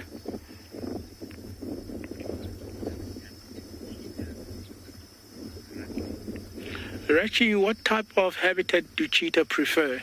If you look at a cheetah is a speed animal. So for them to attain the speeds, or to achieve the speeds that they reach when they run, they need very open areas. So you do find them in sub-arid areas like where we are at current. You do find them in grassland savannas, where it's just grass and a few big trees here and there. Bushveld savanna, where it's a little bit too thick, they struggle a little bit, but they need plains also to thrive well. So just that they can catch or reach those speeds and to be able to hunt. So a bit of cover for them to do that, but open enough to actually attain those speeds. Because you can imagine if it's such a shrubby area, then they will struggle to reach those speeds, and it's the only thing they rely on to actually catch prey or else run from threat. So they need a little bit of visibility, a little bit of space for those kind of movements and agility, if I can call it that. So that's where you find your cheetahs. Which basically would cover most of Africa, but I don't see them being in very thick areas. So a very good question about where you do find them. And obviously, being cheetahs, they can't climb, so they'll always be terrestrial, unlike the leopard, which some people still confuse with, that can go up a tree. Debbie, are they still with the female and cubs? It looks like the female and cubs have actually moved off a little bit. And this could be another attempt that they try lure the female in, especially with resources like food and water in proximity.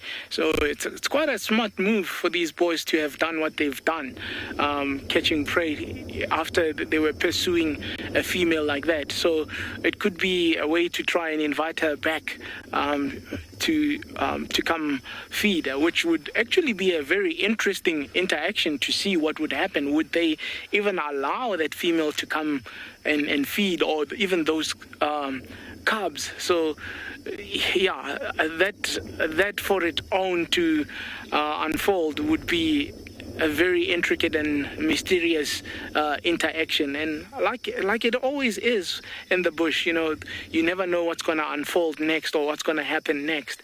So we will scan the area again and make a loop around and see if the female and the cubs have gone too far off, or they still in the vicinity, and what else could come into the picture here. I mean, there's things like jackals, there's things like hyenas. This could be really, really interesting by the end of the day, or when the sun just starts going down. So while we do that, we'll send you off to another location.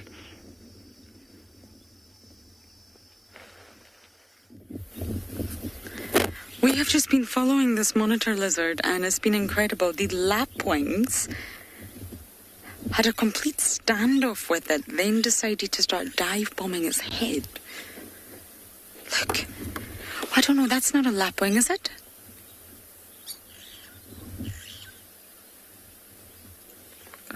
Wow. Lots of unhappy birds here.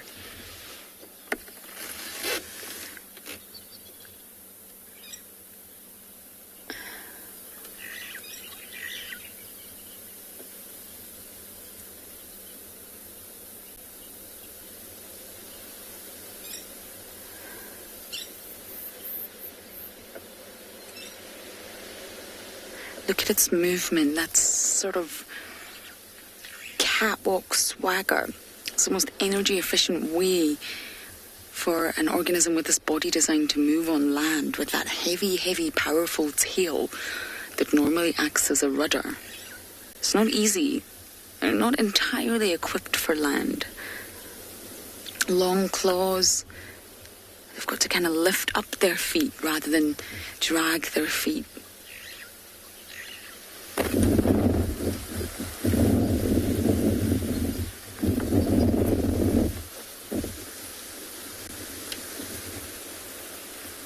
Elissa, that's a really good question, because a monitor lizard is obviously a reptile. And because they are ectothermic, that obviously means they control their body temperature through the environment. So whether it's too hot, they go in the shade. When it's too cold, they come out in the sun. It's very, very simple. And they don't use any type of internal regulation, if you like. So then they spend less time dealing with their temperature than mammals do, which means they need far less food. Does that make sense? Mammals, warm-blooded mammals, need to eat a lot, especially those that are hunting and using a lot of energy. Look at this lab boy.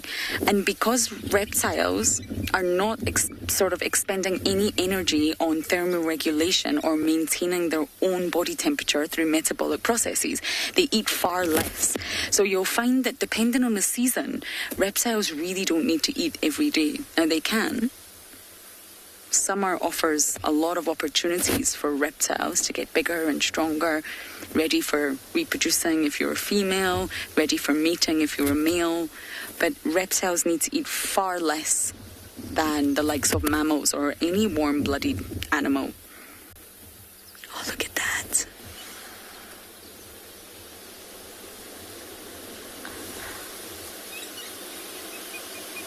Wow. Is he drinking? How sweet.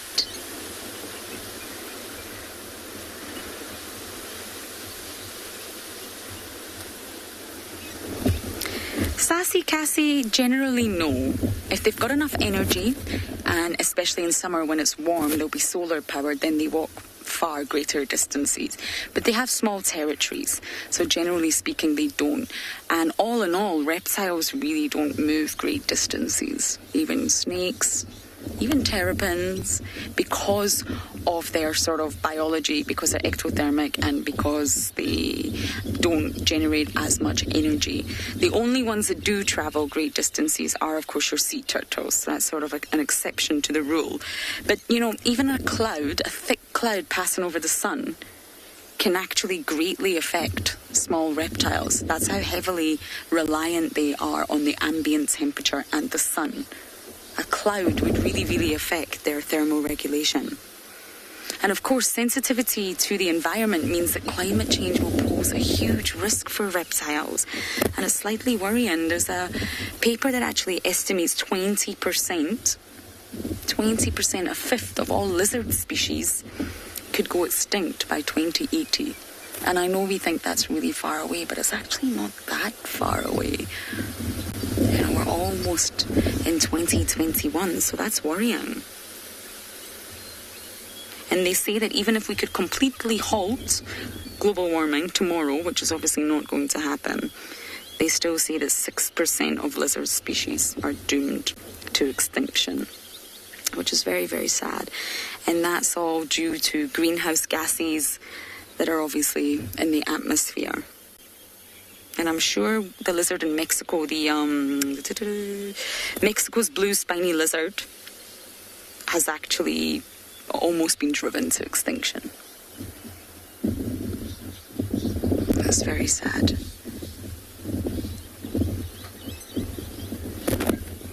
So Sassy Cassie's walking away for you. It looks like he's walking far, but he's really, really not. But we're still going to sit here at Chitwa and see what else comes by.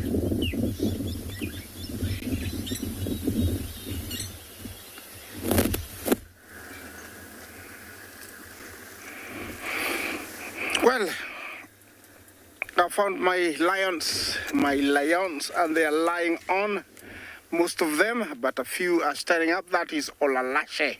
Sorry, Kijana. Pardon me. That is Kijana, one of the main dominant males of the Olololo pride. And today, we have more females than usual. I've seen Olalashe somewhere else with one female, and then here I have 4 females and Kijana. So it means the pride is coming back together. More and more females are showing up, which is very good news. Yeah, lions in the wild live for 15 years and about 20 in captivity. These guys need to eat almost every other day, because whatever is available is not enough to keep them going for more days. So for example, a zebra weighs 300 kilos. Each male will eat about 30 to 40 kilos, so it's not enough for 5. So they will need to eat for about every other day to sustain their health and their size. But if they kill something like a buffalo, they can go for much longer. So these guys need to eat almost every other day. Well, in their territory, it's a prime estate. It's a prime territory with a few watering holes and marshes, essential and good for a good healthy territory. So there's no shortage of hippo and big game like buffalo and zebra. This is the collared lioness.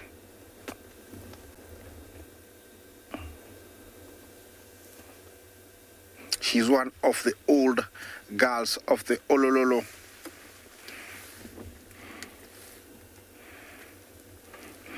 Rosaline, how many lions are in a pride? It differs from one pride to the other. If that's what you're asking, it differs from one pride to the other. Already we know that in this pride there is about 6 lionesses and 2 males. There used to be 9, but there is one that's split and left. So there's actually 3 that's split and left. So it depends on the area. You can find lots of lionesses, up to 9 and 5 males, but it differs from one area to the other. We cannot specify exactly how many lionesses and lions are in a pride. It looks like they're waking up. It's quite cool and nice, so they will be waking up to, maybe pinpoint where their next meal will come from. Well, anyway, I think this is my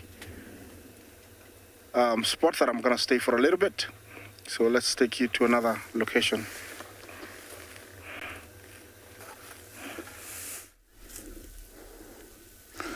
Welcome back to the other side of the Mara, where we have a lone hippo bull who seems like not very happy. That's an aggressive display. Keep off, don't get any closer. This is the same hippo bull that we always see in a mini pool. He's all covered in mud. It's dinner time for this hippo, so he was walking out of the water to go and graze. And it seems like he's not determined to carry on. So he's slowly heading back.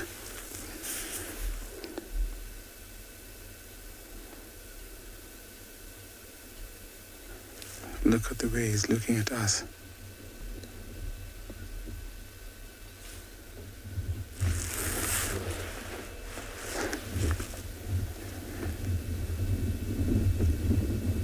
So this bull was once ousted out from the river, and because he was fought over by a very big bull, so he came out here and he sought refuge in a mini pool.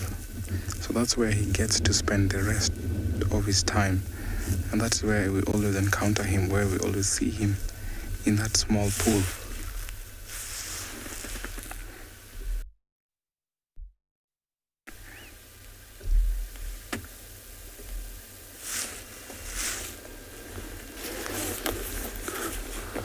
So he's trying to hide there while watching us. Look at him.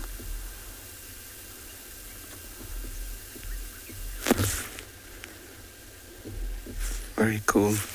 That's to show off that I'm not happy.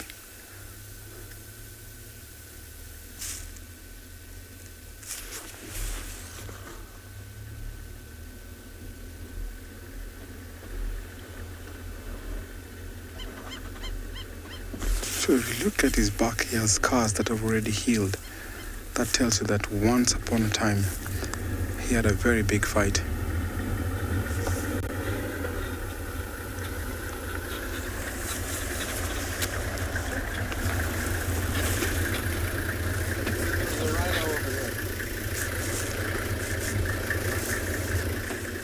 very, very nice to see this kind of big bull.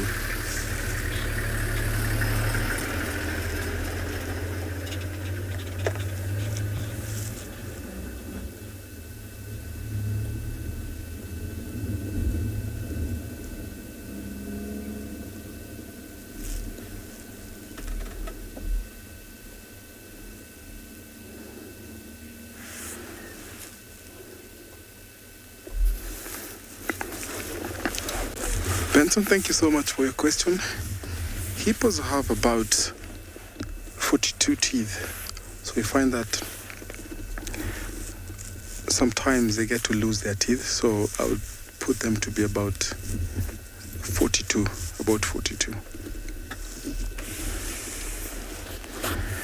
But during the fights, you find that those big cannons sometimes will break off because of seeing hippos fighting, and you find that those big cannons get to break off as they always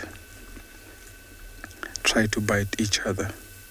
You saw how big his mouth was when he opened, so that is one of their most defensive display when they come across other big bulls.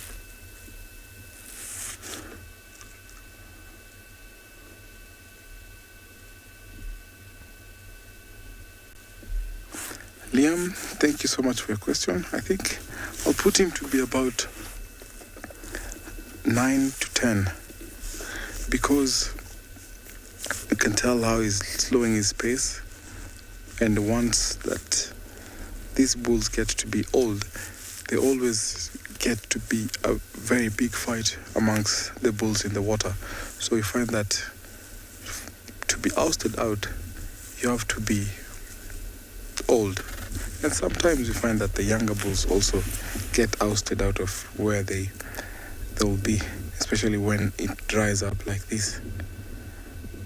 When these pools or when the river water levels get low, you find that there's always big fights. And because everyone is scrambling for space.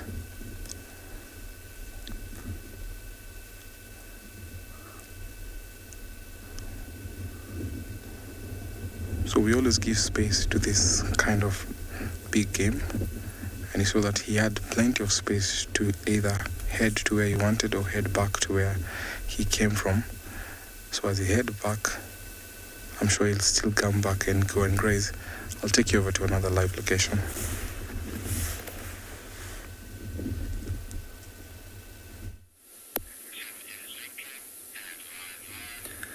So warm welcome to Ambient Ngala. We're just sitting here with a herd of zebra, and you can see how the sunlight is like falling on these zebra. Especially look at the mane, and you'll see this youngster here that's quite fluffy in comparison to the rest. There's quite a bit of golden colors on that one, and a beautiful landscape. This is an open area we crossed this morning looking in search of some ostriches and wild dogs and possibly cheetah. But of course, zebra being my favorite, they always get a bit of a mention. So I'm Nikki, I'm going to be your ranger for this afternoon, and on camera we have Owen. So as we were going down, we're actually heading down into an area to go and see if we can find some of the male lions that we saw yesterday afternoon. They were seen this morning not too far from where we are now, but because it's warm, we want to spend some time with some of the more common animals, and then later on, as it cools down, start heading towards where those lions are. But beautiful colors with these zebras, and also there's a wildebeest here as well. But I just wanted to go back, just look at each one of them has a very specific stripe pattern. And I just enjoyed like the tall grass with the sun, the angle on it. And also just seeing the interaction between the different zebra. You can see there was a stallion earlier on that was pushing one of the younger stallions out. And then of course just bringing all the females back together again. Look at how it's just pricked at the ears. It's just probably scanning because they've been feeding all the way from the left to the right here. So maybe just checking to make sure there's no other dangers around in the area.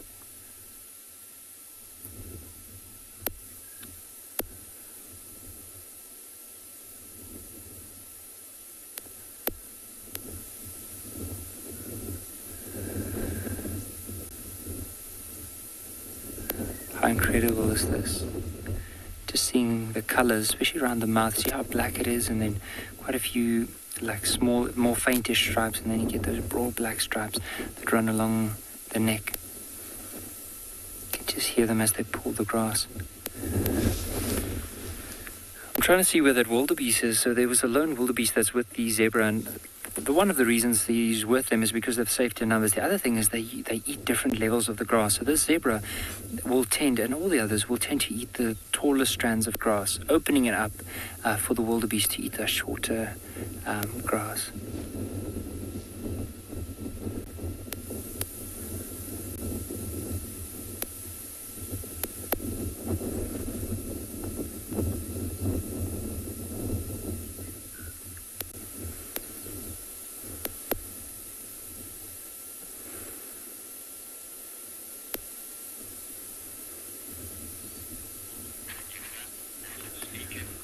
Which is incredible. We'll wait for the zebra to just move in behind the bush, and then we'll probably carry on with our drive.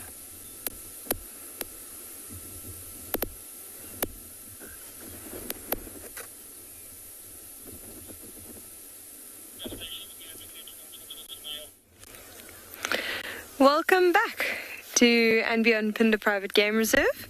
When last you were with us, we were watching that beautiful elephant walk off into the distance, and that's exactly what he did. But we did come across a sign of one of our other large mammals. You can see we've got a dung midden here, and you can see the difference in color in this patch of dung right in the middle. And it's very dark in color. You can see it's very fresh. So actually the territorial male has just come and dropped his dung, and it's brought in a whole lot of visitors. You can see all these dung beetles that are busy trying to fight over these balls. And what's quite interesting is the size of the balls and the behavior of these dung beetles. Now these large purple ones here, these are large copper dung beetles.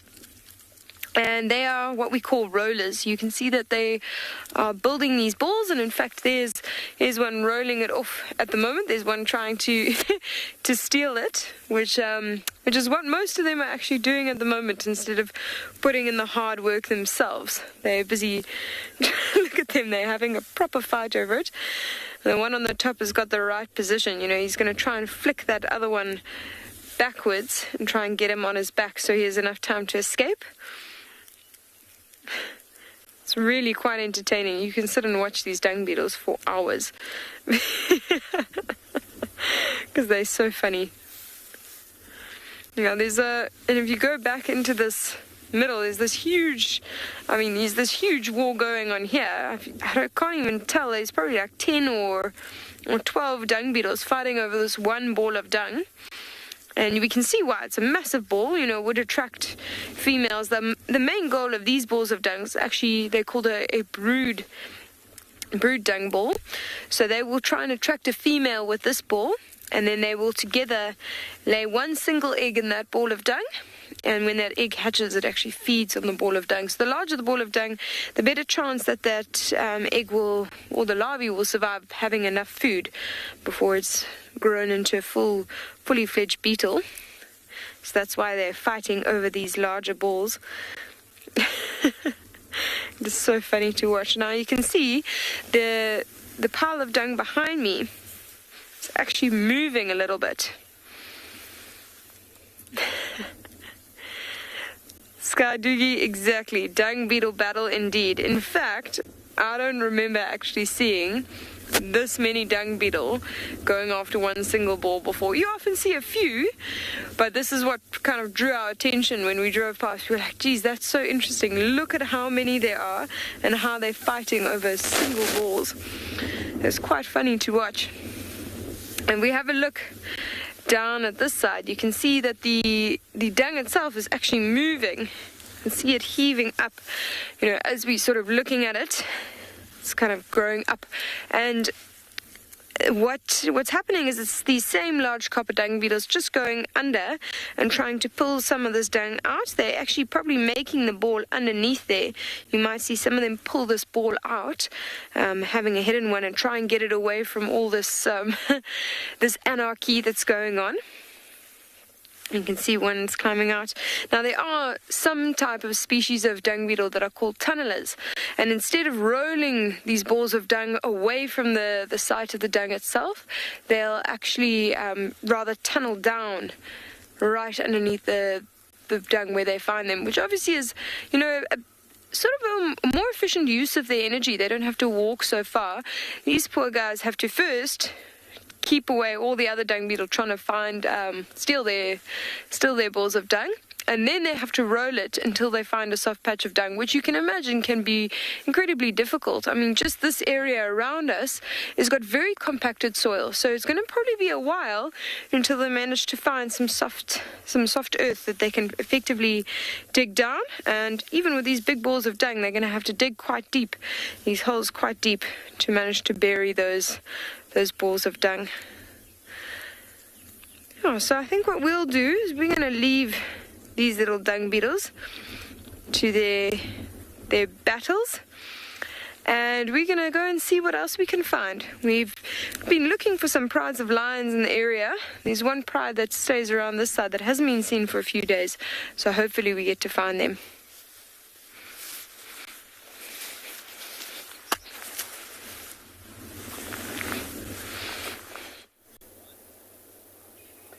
My attention was arrested briefly by the call of a virtual starling, and it wasn't shouting at this Blokopkochomandar or blue-headed triagama.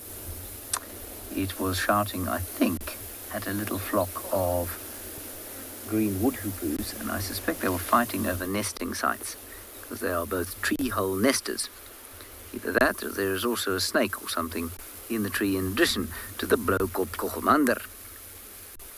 Now, I don't know where you are from in the world, but I would humbly suggest that you should try and say the word Blokopkochomandar, because it'll make you feel good in your heart to say the word Blokopkochomandar. Is that correct, Niels? Blokopkochomandar. One word or two? It's two words. Blokopkochomandar. Anyway, what we're going to do is just drift slowly. No, in fact, we're not. I think we're going to lose signal. So let's go into this tree here, where there are a whole lot of those green woodhoopus, probably seeking out potential nesting sites and maybe little things to eat. You can see one kind of on the right-hand side there, Niels, on the branches that go up towards the right. Naturally, that one's moved. Just zoom around on the tree there. You should pick up the flock. There are about 6 of them in there, knocking about the place. Up towards the right, there we go. Yes, no, not yet. Keep going right. There's one on the far right of the tree now. Up a bit. Yeah, he's in there. There we go. You got him. Naturally, he's gone and silhouetted himself against the sky. Anyway, he's in a torchwood tree. And that's them you can hear talking.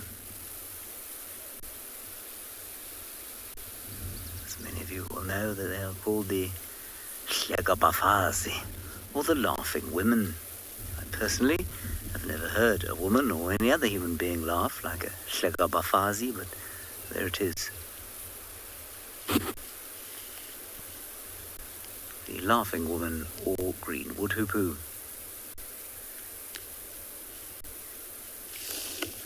Unfortunately, I cannot drive from here because I'm 99% sure that our signal will hit the pavement, and that'll be the end of that. So I shall just be quiet, and you will go somewhere else, and then I shall move on.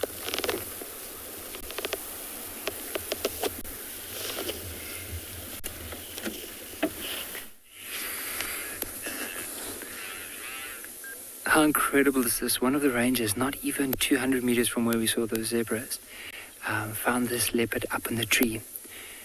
Now, just the way that he's like panting quite heavily tells us that it's probably like just quite warm for him. And so that's why he moved up in the tree. There is a slight breeze blowing. He's in the shade. But I want you to have a look at the color of this leopard's eyes, like this very light bluish color. Now, for some of our viewers that have been following us for the last few months, so this is one of the males that's referred to as the Tswalu male. So he was born in the drainage line, referring to the Tswalu drainage line that's not too far from us. But you can see he is staring off to the back. Now, there were some impala early on that he was looking at. And it might be that he's just using this also as a vantage point to look at them and see if they do come closer.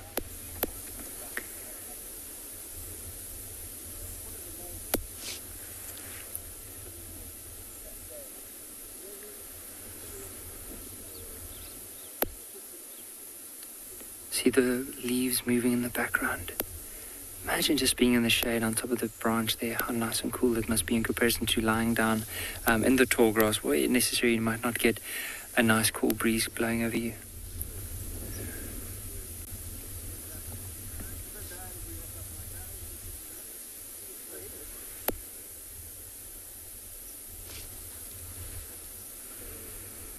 But it is a beautiful animal. Just notice the spot pattern. Like if you look around from the ear down, there's not a lot of spots. It actually fades off, and there's just like this line of spots there and quite a lot of white in there. But if you go towards the belly, look at how those spots turn into rosettes. So a bunch of spots with like a brown patch right in the middle fused together.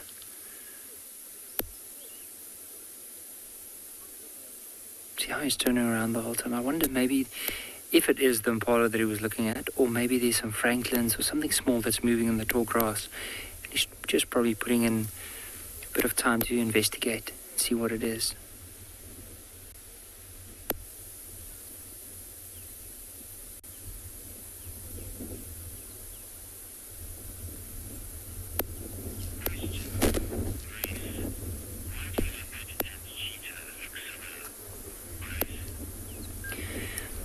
Grace, they do look similar in many ways, but if you look at the cheetah in comparison to the leopard, so let's say those cheetah that were seen at Tswalu Kalahari, you'll notice that in order to compensate to be the fastest land animal in the world, the cheetah had to give up something, size and strength.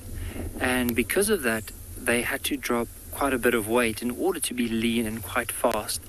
But now a leopard would almost be like if you had to find the combination between something as big as a lion that's completely strong but that doesn't have the speed of a cheetah, and also something that's not as small as a cheetah, something in between, you'll probably be looking at the leopard.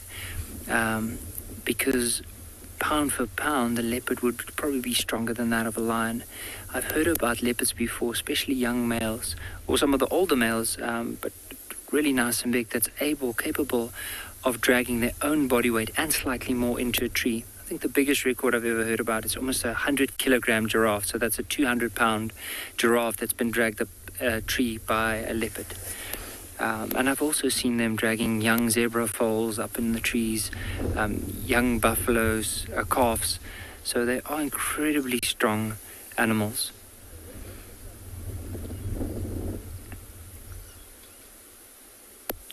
But also another difference between them is like, so cheetah is the Hindi word which means the spotted one. And most of the spots on a cheetah, so you see around the face of the leopard, around the neck area, so the cheetah will have those spots. And where the eyes are, the cheetah will have tear marks, those black marks that run along the eye, because they are more equipped to hunt in the day, where leopards could hunt in the day, but they do prefer hunting at night as well, because sometimes the chances are just that much better for them because they can see better than their prey. Whereas cheetah, again, on the other hand, they don't want to hunt at night. They do in some areas, especially over full moon and that, and it's just general behavior. However, if they do move when the other predators are moving, the chances are more likely that something like a leopard or lion could kill them. And so they try and avoid when these bigger predators are moving, the bigger cats. Just look at the size of this one's teeth. You can see he's panting quite heavily, his tongue going out of his mouth, back in, out, back in. Look at the way that his neck is moving as well. So he's just, by panting like that, he's just trying to lose as much heat as he possibly can and cool down.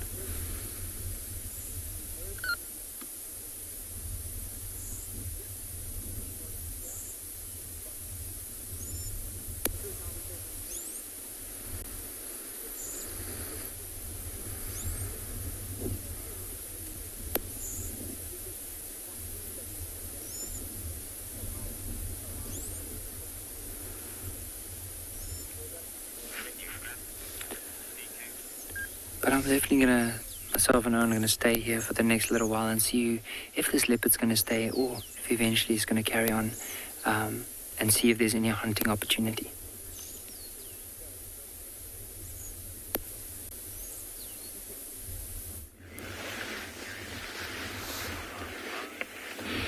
Back to our two male cheetahs. The other one has just joined into the action now, creating a bit of space there on the rump, and working that space, just trying to get all to the juicy, meaty parts.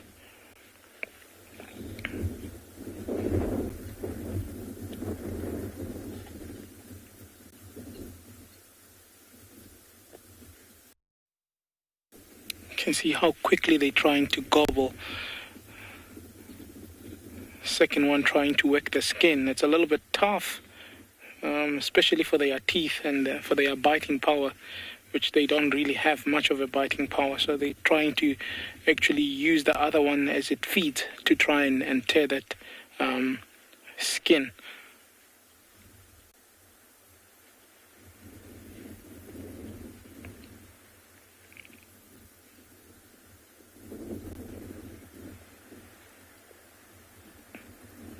Yep, just got a gap in there.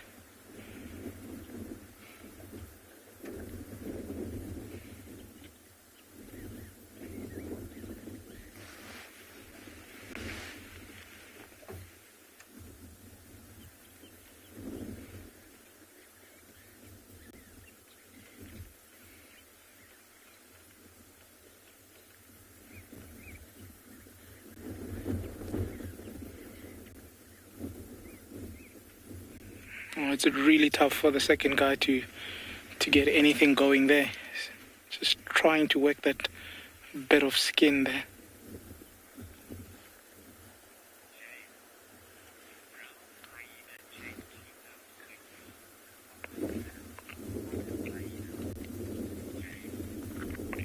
James, do brown hyena chase cheetahs off their kills as much as spotted hyenas do?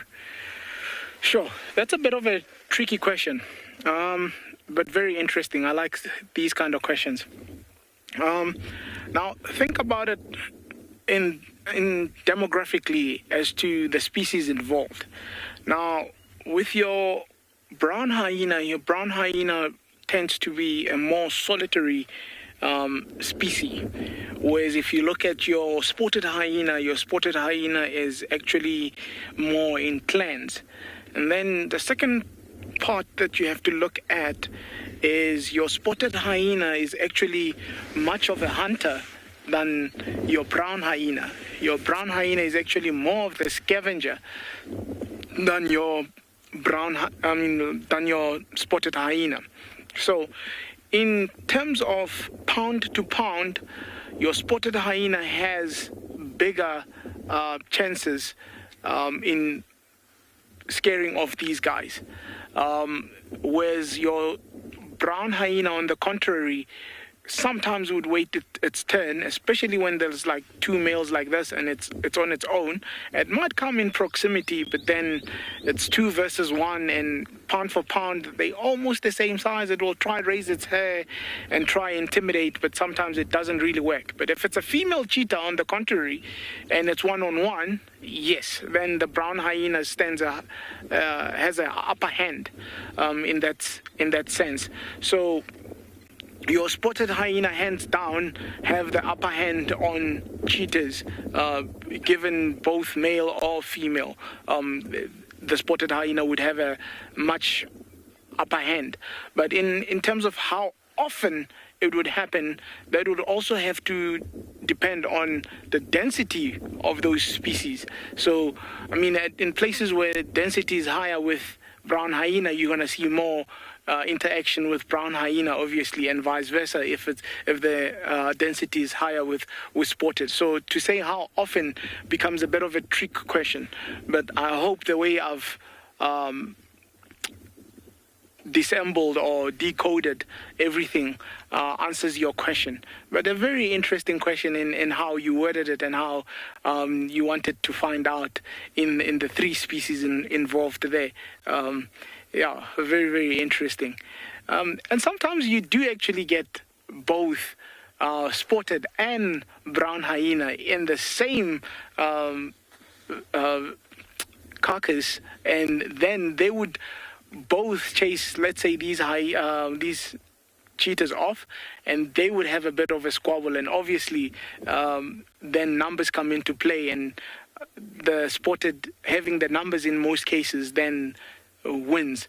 You do sometimes actually find very strange interactions where I've seen both hyenas feed on one carcass. Not something small though, but yes, big carcasses, you do sometimes find that. You also sometimes find jackal also in the mix, where the hyenas could be busy feeding in the hind quarters there and burying their head inside the carcass, while the sneaky jackal comes and feeds somewhere around the head, while the hyenas don't see it, and so on. So yeah, these interactions do happen out in the wild, and that's what keeps it interesting.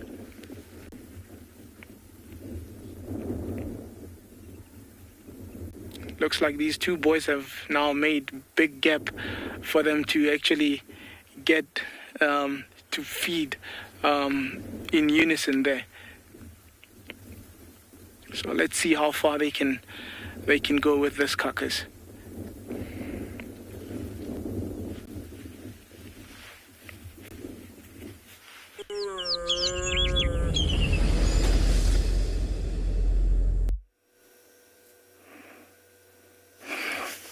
Well, I don't know how much they'll eat, but my lions here have eaten, I think, about 2 days ago.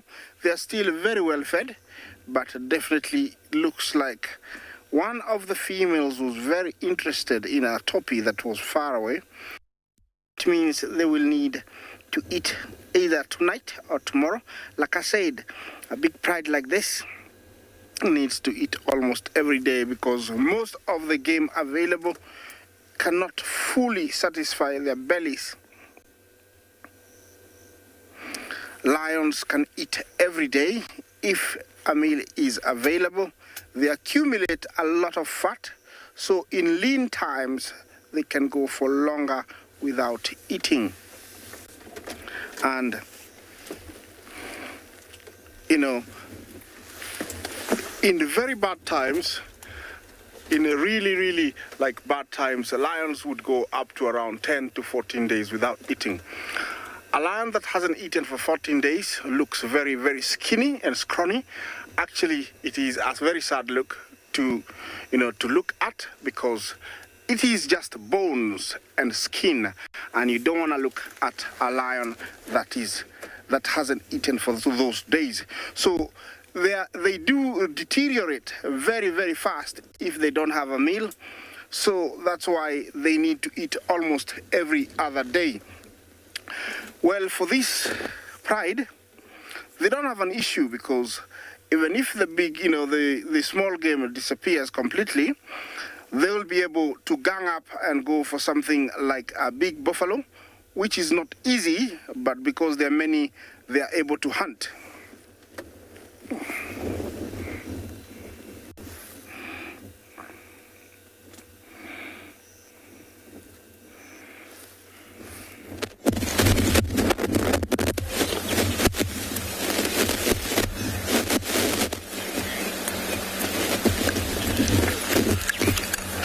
Came across 2 hippos here in Buffelshoek. Oh no, wait. Can you zoom in closer? What kind of hippos are they? Oh, it's a hyena, you say? A spotted hyena. Wow, I don't know what you guys look like. No, I don't. Now I do. Like 2 big hippos, having the best time in this heat. I am only teasing. I'm just a little bit bitter that I don't see the Juma clan anymore. And I think I know why. By the time we start our safari at 5:30 in the morning, it's already 100 degrees Celsius. It's already so hot. I think the hyenas, the spotted hyenas here, at least in the Lowveld, have shifted a little bit to be slightly more nocturnal. Many organisms do that. Even in Tswalu, you won't really see pangolins or aardvarks anymore. They've gone completely nocturnal due to the change in season. And hyenas are always nocturnal, but I think that's why we're not seeing any activity at the den. It's too hot. It's far too hot. So they're active all night. The cubs will play all night, and I think in the morning they're inside that lovely termite mound. That's my theory. Because I check every single morning without fail. Every afternoon without fail. And no one's ever home. Now, you're having a drink and a bath at the same time. That's practical. I hope you're not doing the toilet in there. Now, in terms of IDs, I'm really not sure. Perfect ears. Young looking. Clearly listening to me. But I'd need this hyena to stand up. We're at quite a distance. And the other one, we've only got a bum visual. If any of you guys can ID, please send it on in. I'm sure you've got a much bigger screen to look at than I have. And we're at the site where we had Nsele this morning, and I'm wondering if these hyenas, are here because they're following leopards, as they do all day, every day. And of course, they're absolutely loving this pan. This is called cheetah pan.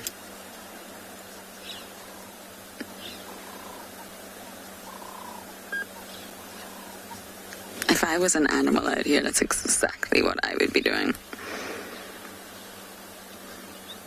I would lie like a hippo all day. Now it is starting to get cooler. There's a lot of relief. We've managed to sort of come out of the shade ourselves and start exploring. It's so nice to see hyenas. It's been so long for me. This one's sleepy. Wants to put his head down, but can't.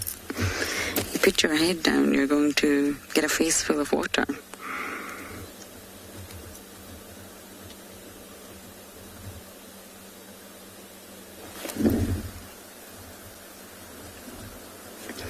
We could try and drive round a little bit to get a look at the other one, but I really don't want to disturb them. They look so comfortable and relaxed.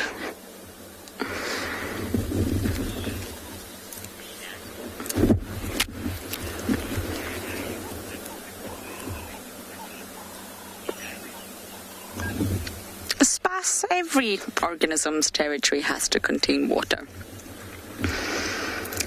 Even if you're not territorial, you need water. So yes, hyenas' territories will encompass water, absolutely. And of course, in winter, normally Galago Pan is a sort of center point. It's the core area for a lot of predators' territories. If they are territorial, of course, wild dogs are not. They have core areas, primary area, secondary area, tertiary areas. A territory is not just simply an area. They utilize it differently depending on resources. So spas, absolutely, it must contain water. But in summer, water is so plentiful. Really, they can go anywhere, and there'll be a pan just like this one, or even a small puddle that has water for them. Oh, we're getting a look. Who are you? Let me see your ears.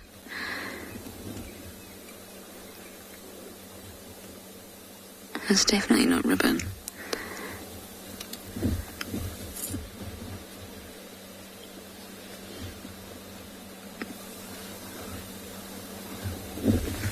I don't know. Oh, someone else is coming to join the party. It's a busy watering hole. You better be careful, tortoise. There's 2 hyenas there.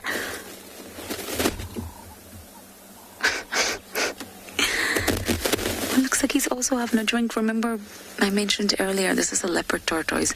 They're not aquatic. They're not built for water, so this one's just having a drink.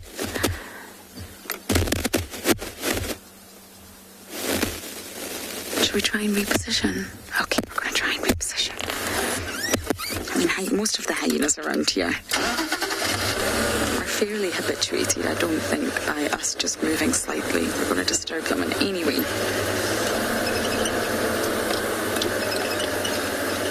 Can we join this party, please? This is like a lot of my favourite animals all in one area. The tortoise, I'm afraid, has decided, or maybe he spotted the spotted hyenas. And he thought, actually moving really quickly for a tortoise.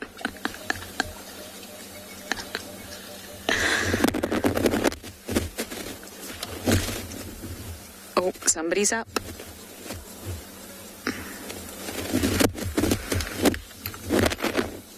Well, I can tell you who that is immediately.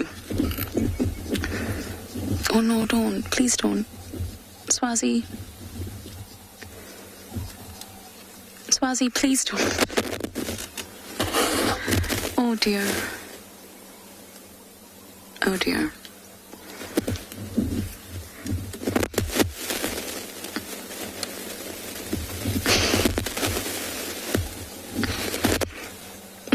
I don't know what to say then, Swazi, everyone. He's obviously got dinner. Okay, I'm going to reposition it. It may take a while. We're going to have to go right round to the other side of the pan.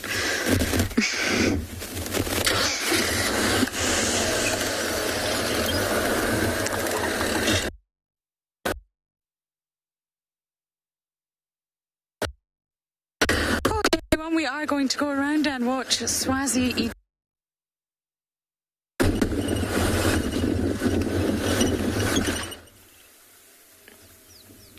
Sounds like you are all watching the most amazing scene unfold. I'm actually pretty jealous right now. I've never seen hyenas swim, nor have I seen them go after a leopard tortoise.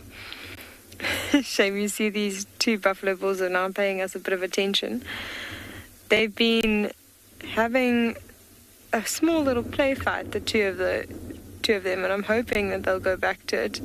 But I seem to have distracted them as I started talking. Suddenly stopped and had a look at us. The reason I said that they are bulls, I'm sure you can see that very thick sort of cask that's stuck right in the middle of their horns. If you look to the two on the right, you can see that there's not such thick horns that go over the top of the head. So the females have much smaller horns, and they don't have that massive bulge on the top of their heads. And those two young males, what they would be doing while they would be play fighting is they need to establish a little bit of a hierarchy amongst the males within a herd. In fact, there's a hierarchy amongst both females and males. And the males, obviously, the higher ranking they are, the higher the preference they get when mating with females, and they'll also be able to mate with the females that are higher ranking. And the benefit of that is that the females that are higher ranking are generally in the front of the herd as they're walking, which means they get better grazing, ones that aren't trampled on, and also they're at lower risk of predation because lions will often stalk along the back of the herd. Stand by, Brendan. So you can see they're busy all chewing the cud at the moment.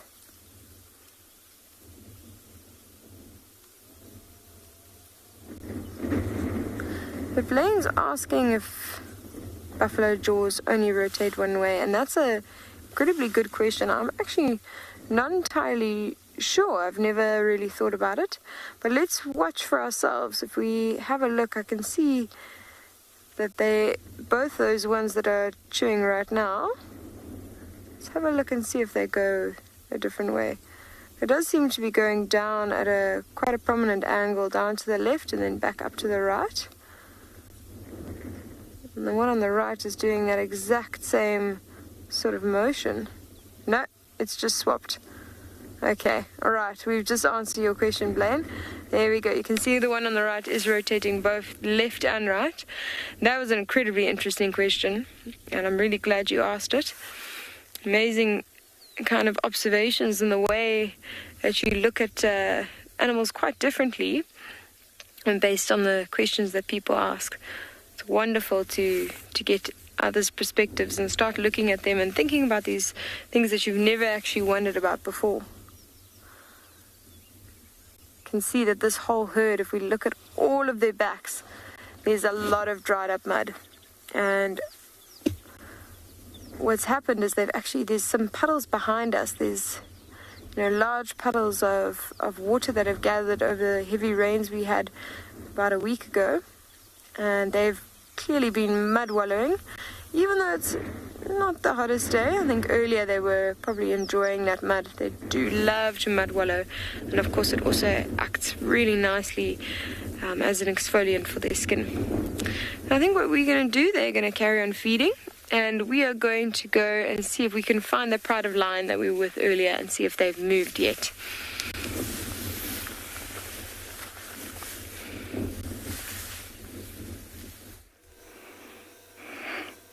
Well, they have moved a little bit. The lions, looks like they're getting ready to get out there. They stretched their feet. They roared a little bit, and now looks like they're back to resting. That is what they do best. By the looks, all the females that I know are here, and it is nice to see all of them together. That looks like it is Bahati's mother. I can see that her nipples are being suckled, and we might be lucky that Bahati is still alive. She's definitely the one, but I haven't seen Bahati. I don't know if he's hidden somewhere, but we still have to find out about him. Yeah, it is nice and beautiful. I'll just give you a few seconds to listen to the sounds that are around.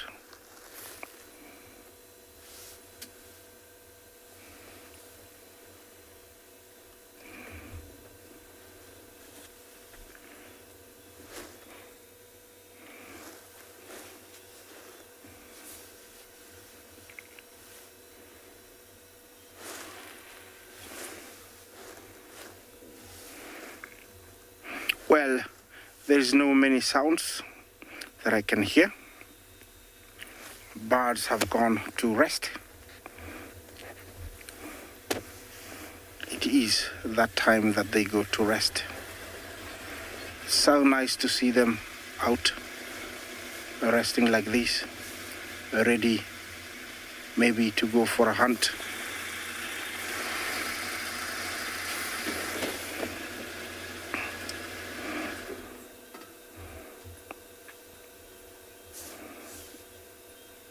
Fang was here a few days ago. This is where they had a conflict, and he left. I haven't seen him, and he left with 2 females. I hope they will be joining the pride, because it seemed they did have an agreement that he became part of this pride. But as I said, definitely when they meet again, he will be given another beating to be welcomed. And I don't know why he left. He would have stayed. He should have stayed. It would have been easier. It would have made things easier. But I think he chose to go with the lionesses, because if they found something, then he would have, gotten a meal. Yeah, they're all coming this way, which is nice. You can see that they're not that hungry, but they will be needing a meal.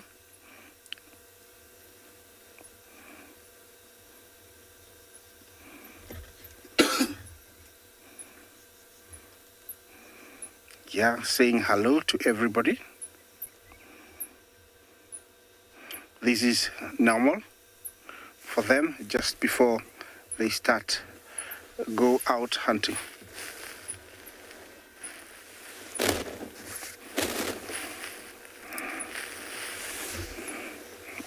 It's a beautiful light, as you can see. Very well fed, very healthy. Remember to talk to us, #WildEarth. Questions and comments are very, very welcome. It's a beautiful time of day when all these lions and lionesses get ready to go out looking for something.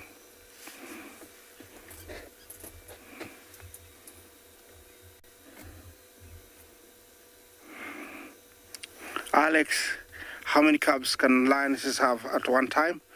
4. They can have 4 cubs at a time, but I've come to realize that fully grown or experienced lionesses give 4. New mothers give birth to around 2, experienced one around 4. Alex? Yeah, looks like they're not resting anymore. Anytime they might start going to look for something, which is going to be great before the rain hits us. Definitely, you can get they're getting restless. Yeah, this facing us coming this way, that is Bahati's mother.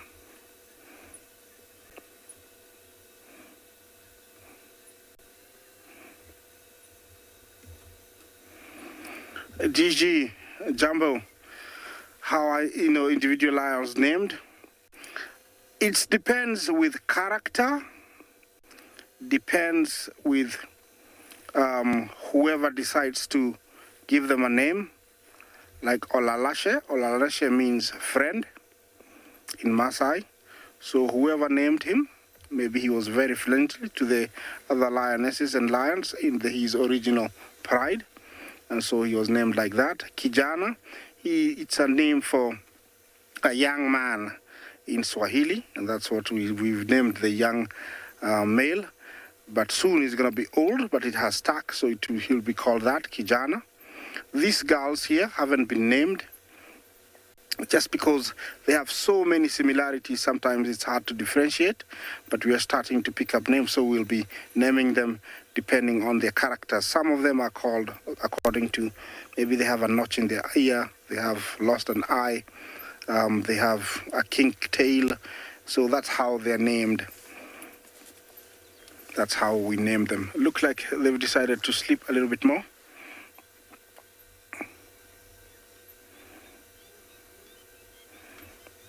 You can hear the birds at a distance. Cocky francolins.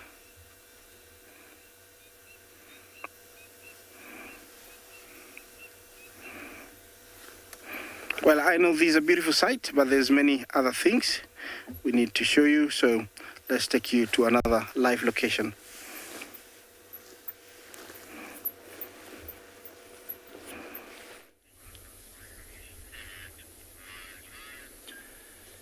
So this leopard hasn't really moved anywhere, but look at the colors on him now, especially with the sun setting. And it's quite amazing that especially with leopards, the way and how comfortable they can make any branch look, like the way they would lie down in the branch. Early on, he actually positioned both his left and right feet on each side, and then the left side, and he folded himself over that branch, and it looks so comfortable.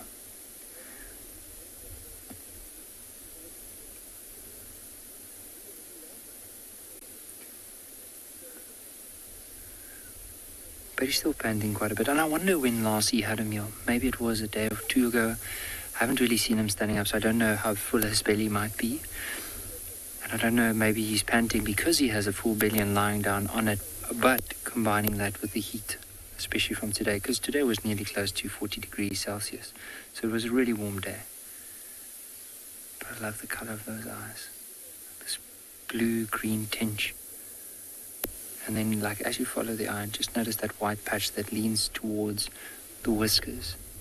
See, he spotted something. I wonder what it might be. Maybe it could be a little duiker, maybe an impala.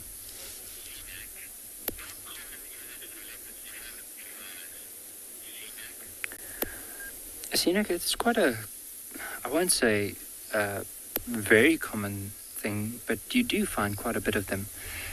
Sometimes they do have more of a yellow eyes. Now this young male, his dad also has quite blue eyes, but his dad is the one that is missing half his ear. And I mean, if you just look at him, I don't know if the color of his eyes might change later on, more of a bit of more green or maybe more blue, or if it's going to stay like this. But he's only now close to 3 years old. And I mean, for him to be in the prime will probably be around 6.5, maybe 7 years. So imagine still the amount that he needs to grow. And he's already looking like a big leopard. Look at the size of that right paw that's hanging down from the tree. I mean, that's a decent size. See how it starts off as spots, and as you go up, it starts becoming a rosette. So a rosette is basically just a bunch of spots that looks like they're fused together with that brown patch in the middle.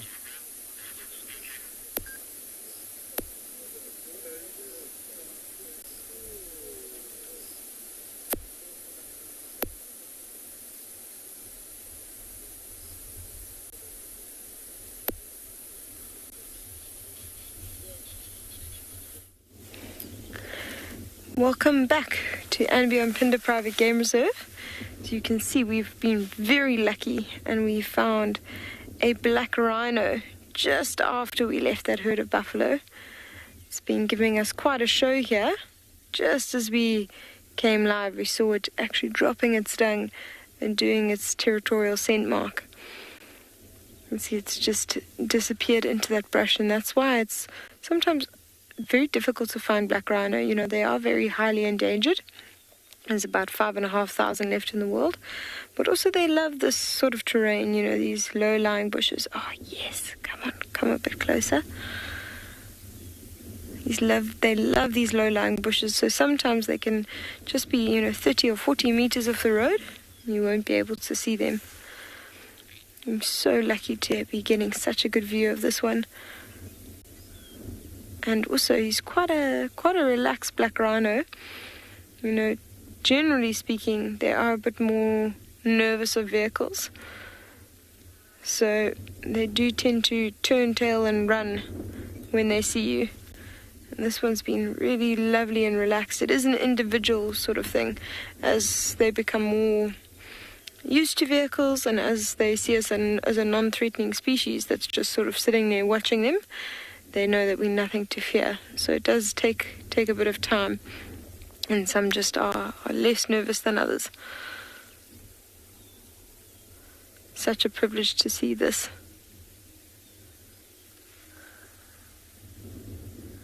I'm going to try and drive a little bit more forward and see if we can get a bit of a better view through the gap. I see it's a little bit of a slope. So we are going to just drive up there, and I think maybe being eye level we might get a better view. Sorry for my slouch position. I was trying to duck down as I was walking in front of the vehicle a little bit earlier, so you could all have the best view possible.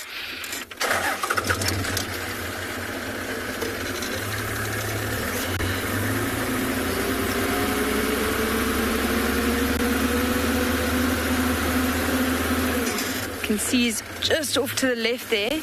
He's slowly walking away from us.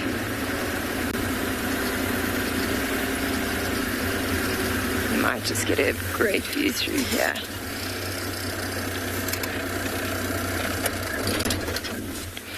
Now, the trick is with black rhino, there's a few ways to tell them apart from our white rhino. Oh, you know what? We've got a road right here. Sorry, I'm going to carry on. Didn't even realize that we had a junction. Just gonna go into this road. You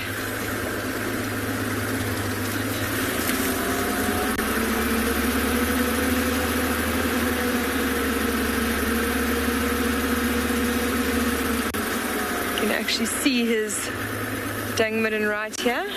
Look at this.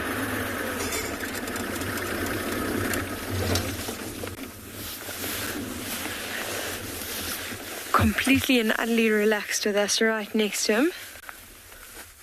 So the way we can tell that it's a black rhino is the first way that we spotted him was his back. Now if you have a look, there's a very prominent hump by the top of his shoulders, and then it sort of goes concave down and then rises again by his backside. So he's got a very prominent dip in the middle of the back. Now the difference with white rhinos, they actually have three humps. They have one in the top of the shoulders, they have one in the middle of the back, and they have one on their back legs. It makes sort of a W shape. So that was the most prominent feature. Then, of course, as he lifted his head, we could see how high he was lifting it, and the fact that he's got a pointed lip.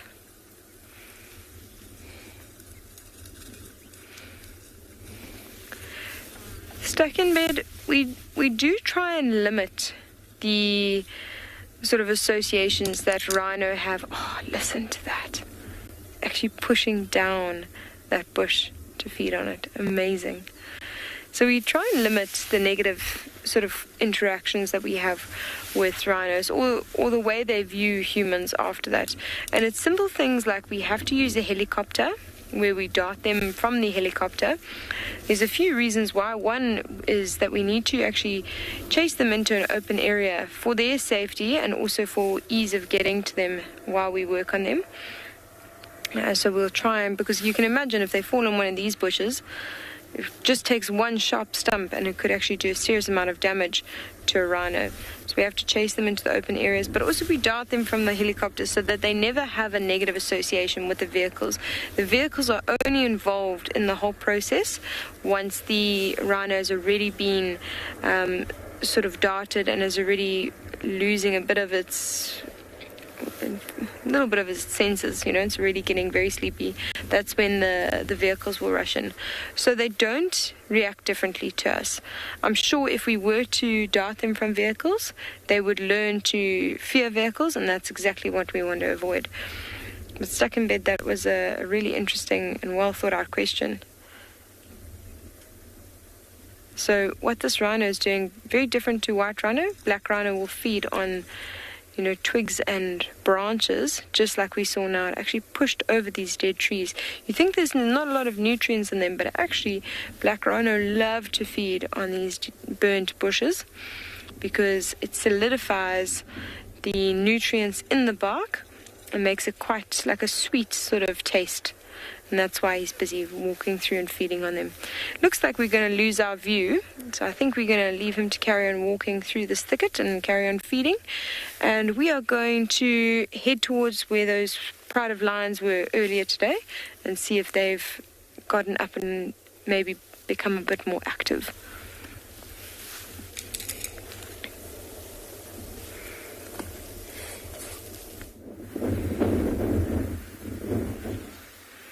Wow, these boys have come a long way.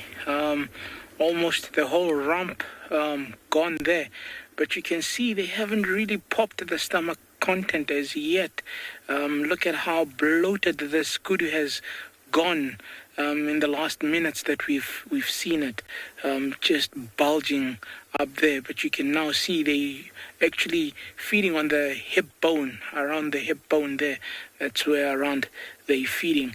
And look at how that male looks, full like a piñata.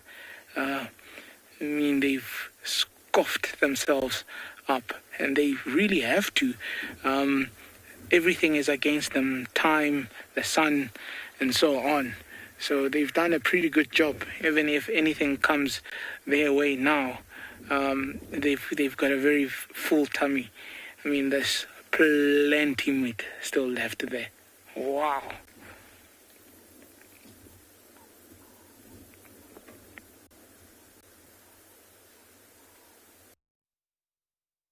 The nasal drip on the kudu there, just showing that the stomach content is pushing everything back through the nasal cavity and the throat.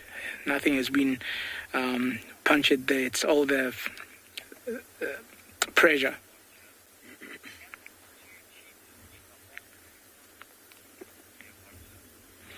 Dear watcher, can the two male cheetahs eat this whole carcass? It's probably a little bit bigger than what they would actually be able to take down or finish. So if there wasn't competition, it would last them a couple of days. They would sit on it, feed, rest a little bit, and then come back, feed. But obviously with competition, that is not the case.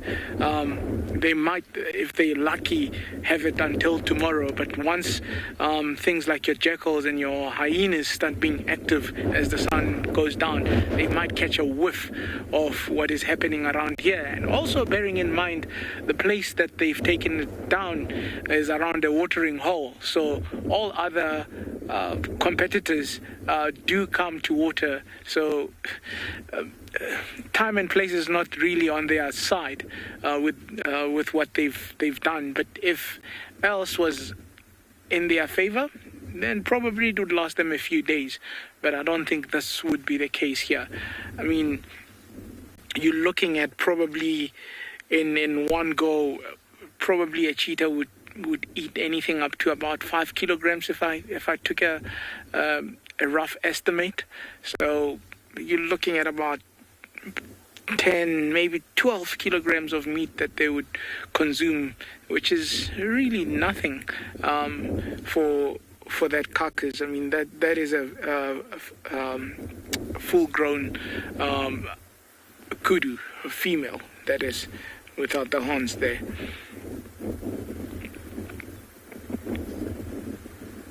I mean, just look at the one rump that they've eaten and look at how full the two of them are. So that just gives you a rough estimate of how much more meat there's still left and how much more it would take them to try and eat. So yeah, let's still stick around and see. The sun is just about to start heading towards the horizon there, so it's gonna unveil other species. So let's see.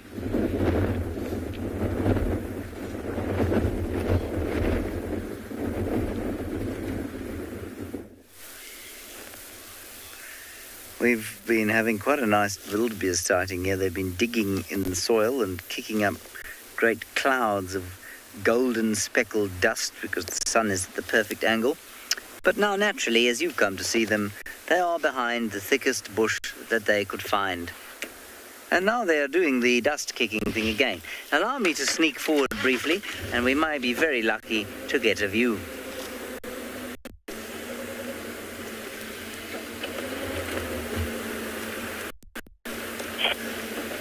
There we go. Do it again. Come on, chaps.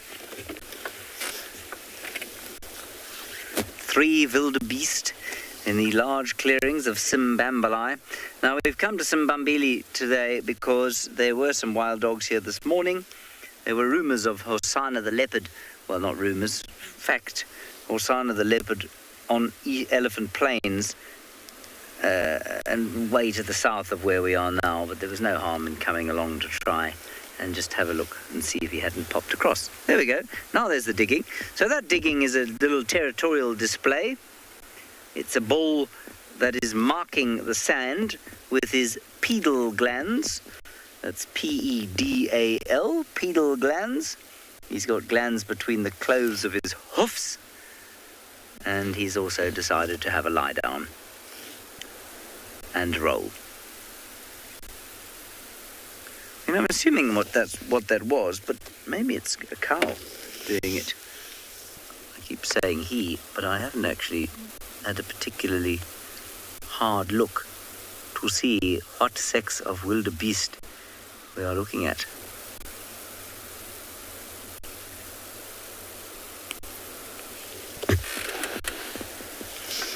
I still can't see. No, bull on the right, definitely. Might be a bull and his ladies, or it could be a little bachelor group. That was my initial thought. Yes, bull now with his backside to us. So I think it is a little bachelor group. And they're just enjoying the fact that this cold front that's coming in is cooling the atmosphere.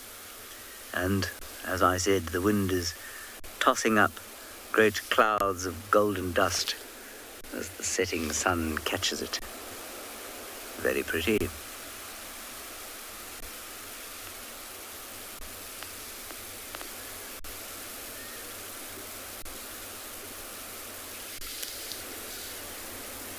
Yeah, it's become quite a blustery afternoon.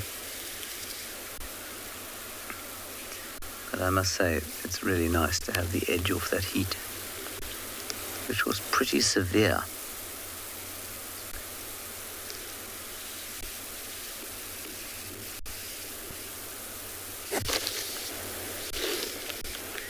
And I suspect that they will lurk out here for the remainder of the day and night, unless the wild dogs decide to make an emergence here. Oh, I'm afraid I didn't get that.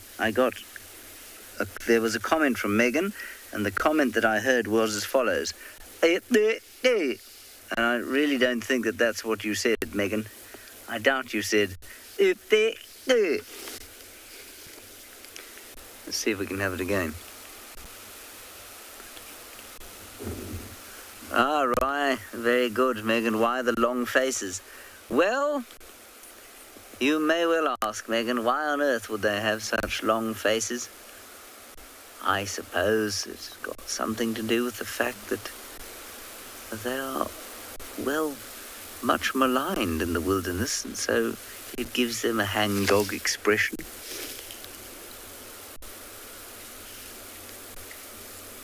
What is the old legend that the wildebeest was put together after the Creator gave all the good bits to other creatures? Was that the warthog? No, I think it's the wildebeest. And the body of a hyena, the tail of a horse, and the head of a... I don't know what its head is. Horns of a buffalo, something like that.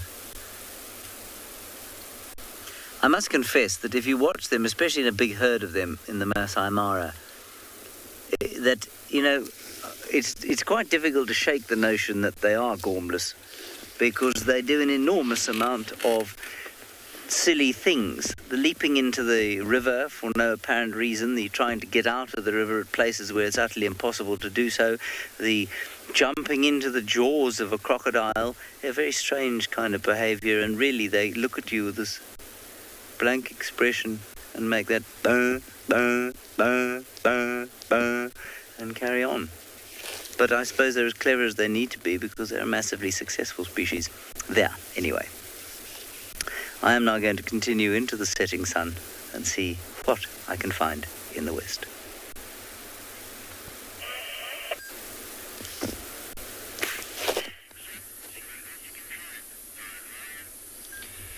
So the sun is slowly starting to set now, but you can see he's made himself comfortable. He's positioned the one back leg over the branch, his tail is on the other side, and he's just leaning with his chin on the side of that branch. Luckily, he's not in that tree just off to the right of where he is, so that's a knob thorn. The one that he's lying down is a marula tree, so it's a lot softer. The one on the right has these small thorns. It basically forms like a bulge or knob on the tree, and then there's a small thorn on it. Now, often the bigger trees start to lose that, but still towards the smaller branches you'll find a lot of it. I think that's why he decided on this marula tree here, because of how horizontal that branch is. It's just a nice spot to lie down, nice vantage point, and a nice breeze there. Just look at also one thing that really stands out with this young male is look at the size of his whiskers. Imagine if he had to hunt, how he would use that as a ruler to make sure that he doesn't make too much noise, especially if he's trying to sneak up into closer to animals. Because like tigers, leopards are also solitary animals and they hunt mainly by themselves. And because of that, they rely heavily on camouflage and stealth in order to take down their prey.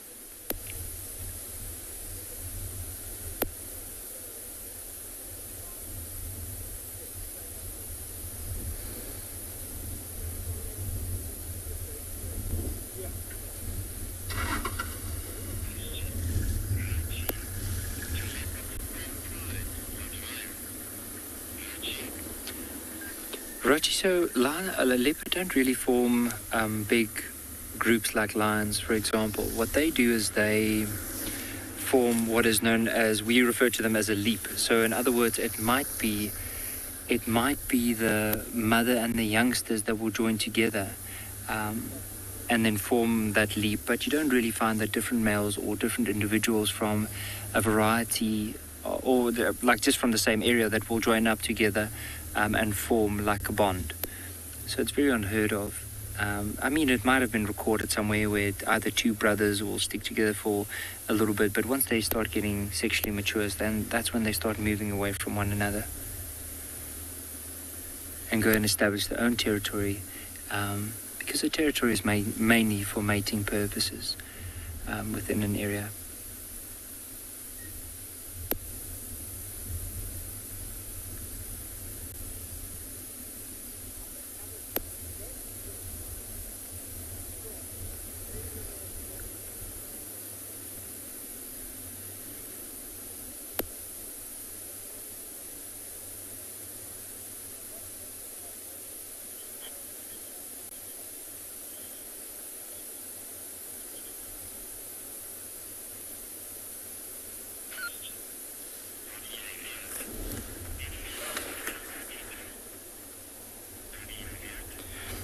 Donnie jy weet, there's no signs of Tswalu Tom at the moment.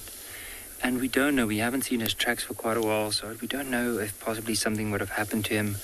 Don't know if he might have been fighting with another male and got injured, or possibly even stumbled across the line prior, because we haven't seen any signs of him, and which is strange, I mean, because, but also he won't be in this particular area here, so this Tswalu is more like bordering his father's territory. So his father's the one with half the ear, or a lot of the rangers refer to him as the half-eared male, and this is his territory here, moving across. So it's also maybe with Tswalu Tom possibly moving on or being pushed out by another leopard. There's a good chance that this one is still here and still in his father's territory until he becomes probably close to another year, maybe a year and a half, when he'll start being pushed out of this area, unless, of course, he takes over an area nearby. But still, his father would be the dominant male within this area.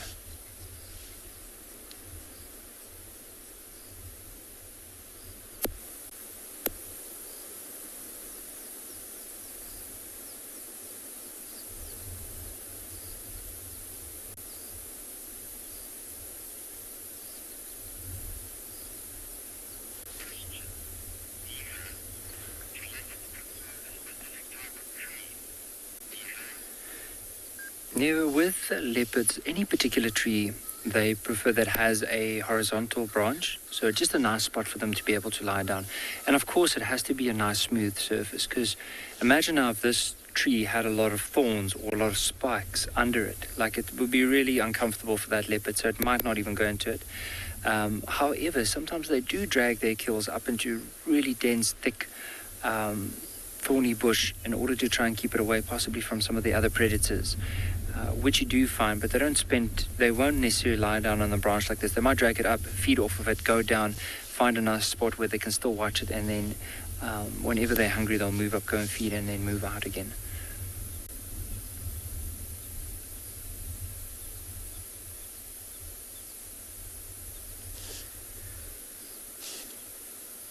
See how he's positioning himself now, just to make himself more comfy.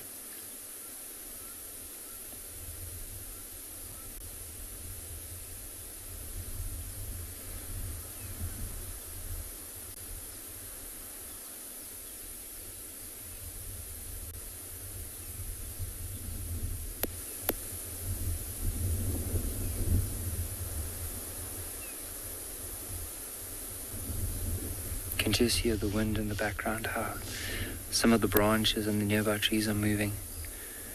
And it is cooling down. Remember earlier when we found him, how much he was panting. Look at how he's still probably warm, but he's cooled down quite a bit. He's no longer keeping his mouth open, rolling his tongue forward.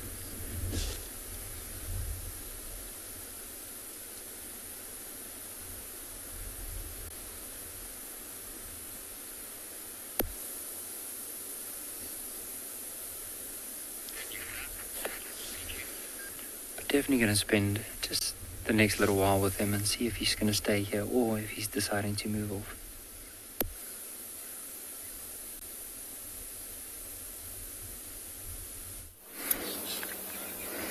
We're just sitting. Whoa. You see that? You see that?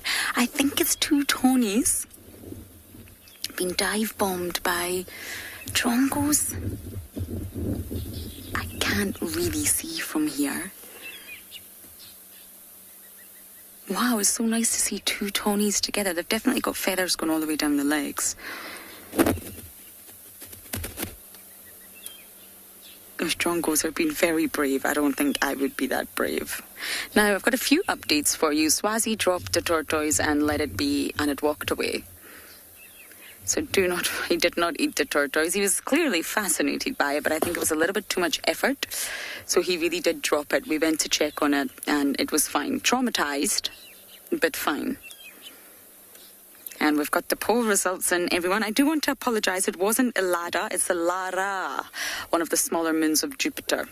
But the one that I like the most. One. So the name of the little chick that we have in Juma is Olivia. Isn't it just lovely? A nice feminine name since the last one was slightly more masculine. And we can also call it Liv, Olive, Ollie, Olwig, Livwig. We can really go to town with it. So thank you everyone that voted. Quite a lot of you did. That's very impressive. And Hootwig was very closely second. Hootwig. Yes, that's rather entertaining. But it's Olivia, so I will pass that on to everybody in the team. And the chick finally has a name.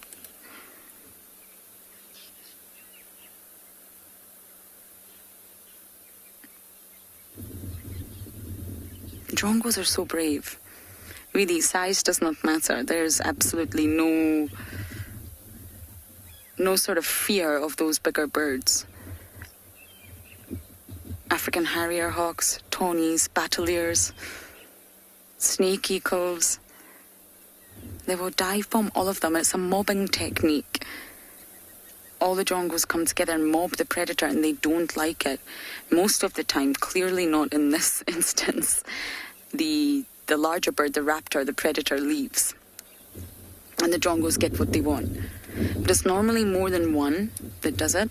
It's a sort of cooperative technique to chase the predators away.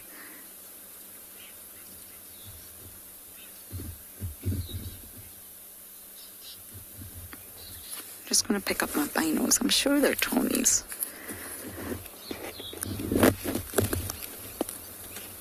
We are losing light now.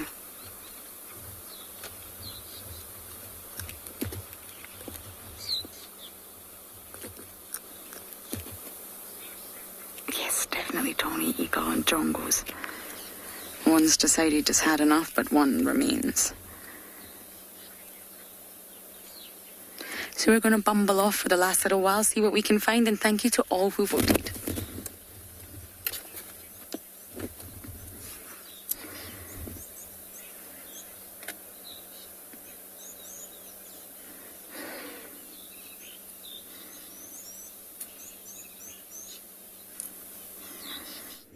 Beautiful skyline there as the sun heads for the horizon. The boys are still very active on the kakas there. But yeah, it's going to be a beautiful sunset. Look at that. I've gone a long way. Both of them now feeding. That's the softer part that they both trying to get into. Just getting to the stomach content there.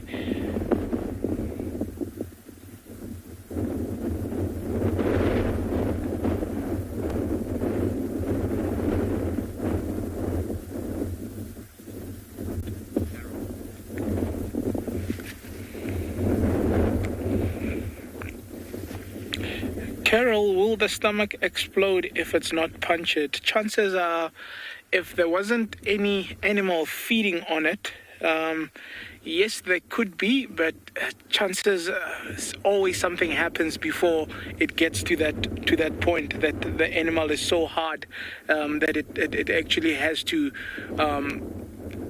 rupture somewhere.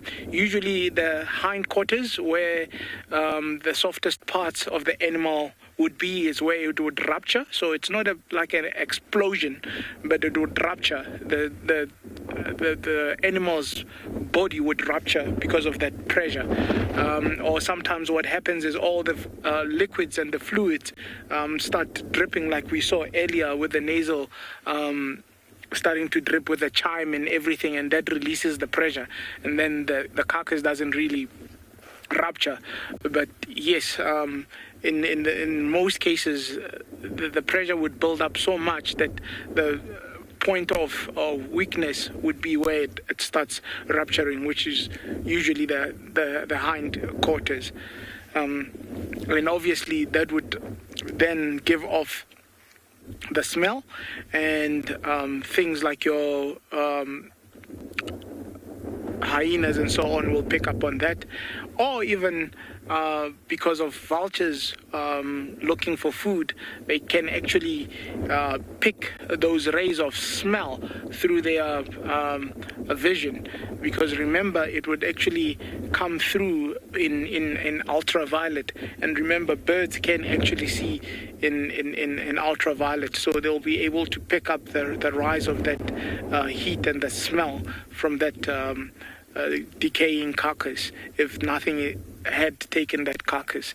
So that's mostly likely how these carcasses get opened in the wild.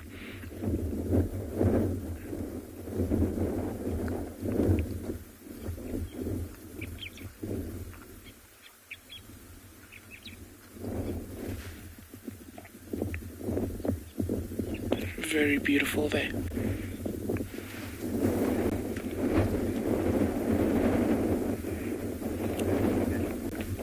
Sasikesi, when will the vultures come to feed on the carcass? Now, it's not every carcass that vultures would come to feed on.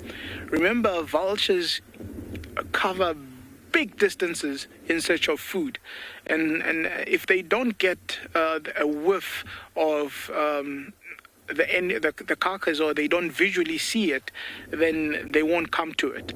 So sometimes, especially with small carcasses, anything that doesn't last long, a day or two, then chances are they're not even going to see it unless they were in the vicinity, and as the carcass is there, they see it immediately.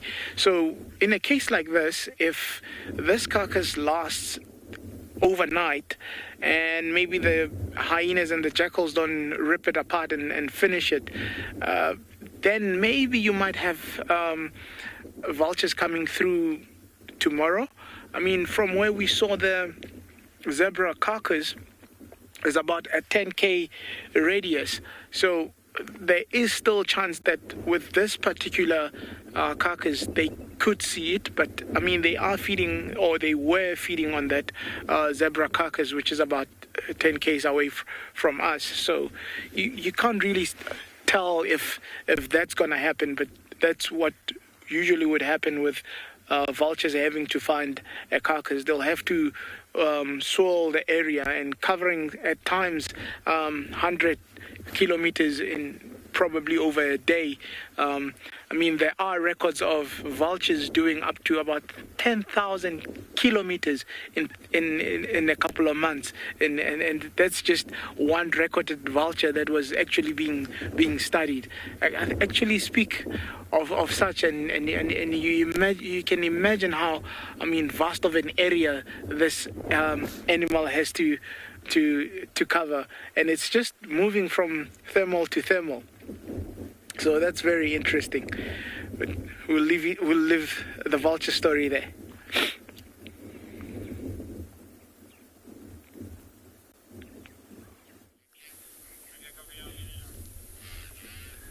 So have a look, this leopard came down and actually caught a leopard tortoise.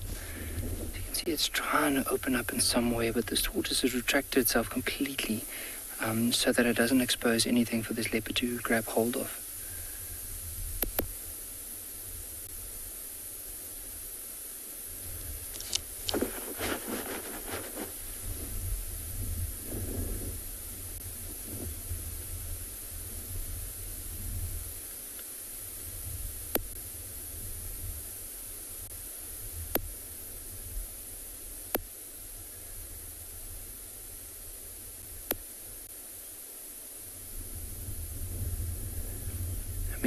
want us to do is let's just listen to the noises as this leopard is trying to open it up.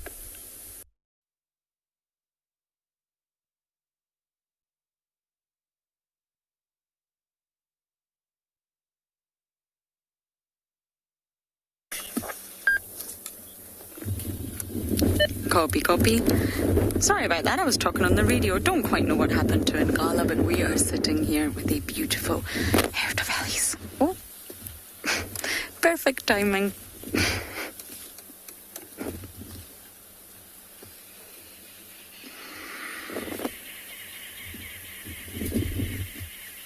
Delightful. But obviously we've been talking about how animals keep cool all day long, and I'm sure many of you know that elephants cool from their ears. Those magnificent structures in the shape of Africa that are so much bigger in African elephants than they are in Asian elephants. And it's not just elephants, hares, rabbits, they can also lose heat through their ears. Thin cartilage, large surface area with a network of blood vessels running through them. This allows a small simple hair to regulate its body temperature, just the same as elephants. It's the same concept, it's the same mechanism. So if the hare or the elephant is too cold in winter, the blood vessels will constrict, and that conserves heat. Now, when it's too warm, like right now, as you all know, the blood vessels will dilate, and that releases heat. It's all to do with their surface area to volume ratio. And an African elephant's ears constitutes to 20% of the elephant's surface area. 20%. Look at that little one. That's a fifth of their surface area. That's how they're able to lose heat so efficiently.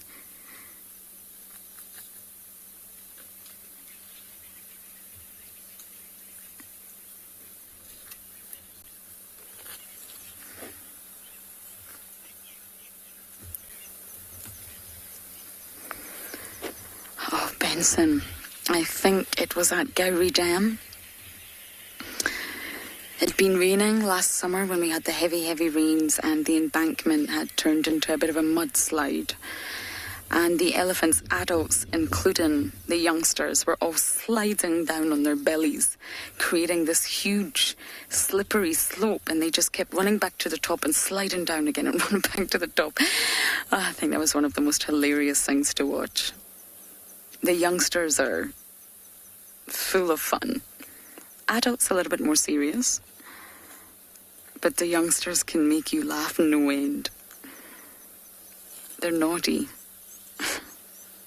and clumsy.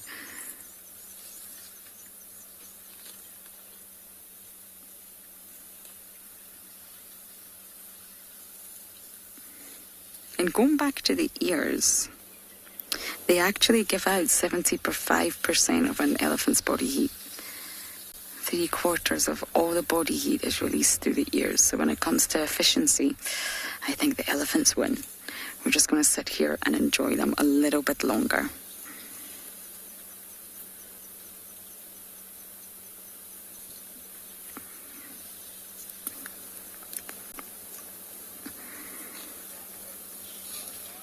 Oh, you're still with me. Well, you're still with the elephants, really.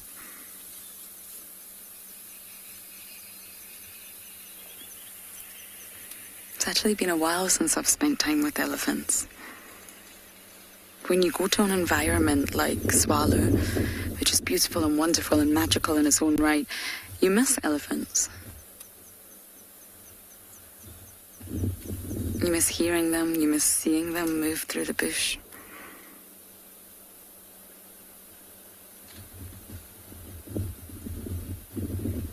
Look at those big ears, you can't miss them. They don't need to flap so furiously now. But around 12 litres for an adult, 12 litres of blood can pump through an African elephant's ear each minute. That's a lot of blood.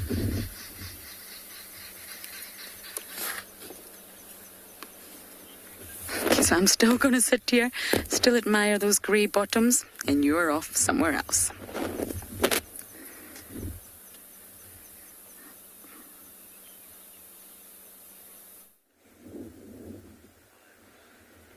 Still keeping it with elephants and how much blood. Look at how gold horizon has gone.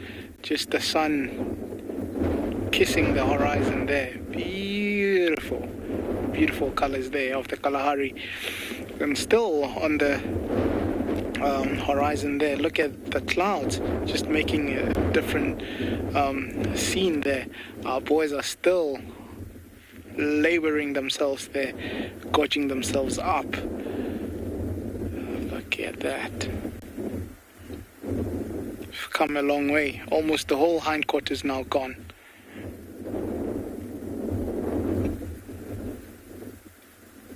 Still a lot of meat to go.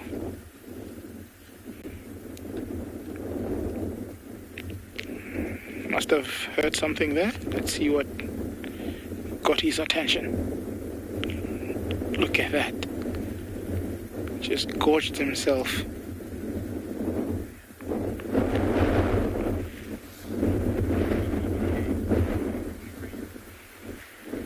Shreyas, how long does it take for the carcass to completely decay? Wow, very interesting question. Now, if you look at where we are, we're in a very arid place, so there's no moisture to help a carcass decay like in other areas where there would be humidity and so on. So a lot of things actually go dry before they could decay here, whereas in other places where there's moisture, those carcasses actually rot quicker because of the humidity and so on. So here you still get a lot of skin and bone and so on still lingering around if it's not eaten, and it would actually dry out. So the heat would take all the moisture out of it, and it becomes solid. It becomes so hard that the decaying process almost stops. So it would vary from place to place how a carcass would decompose and decay. So, for example, if you took close to the coastline, if you took the Lowveld, and if you took here, and you took one animal, let's say, let's use a kudu that's in front of us, and you put it in those three different locations, the decaying time and process would be different. You'd probably find closer to the sea it would be quicker. In the Lowveld it would be slightly slower than there, and here it would be the slowest.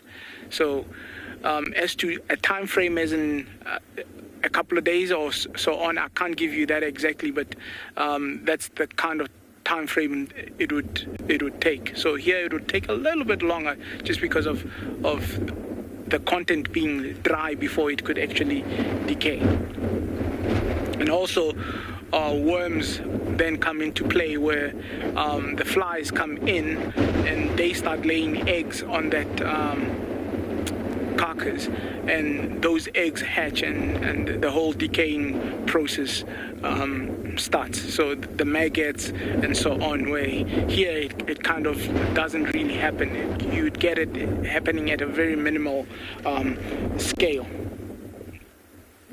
Oh, something spooked them there.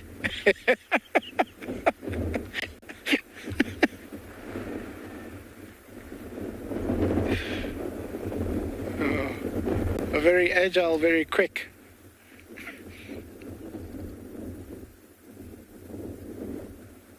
Get those claws. Beautiful.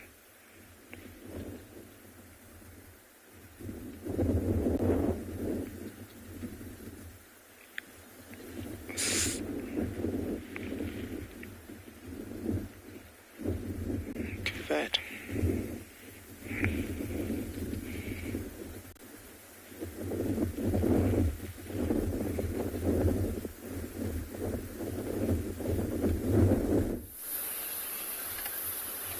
We're still just sitting admiring elephants feeding. They're probably thoroughly enjoying the breeze the cool temperatures,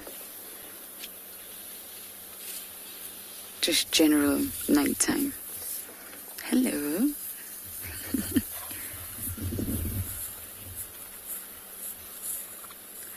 And believe it or not, the water holes, be it Buffelshoek Dam, Twin Dams, Treehouse Dam, Gowrie Dam, even the pans, Gallego Pan, can actually lose quite a substantial volume of water from elephants coming in and out daily. And it's not just one herd, it's herd after herd after herd.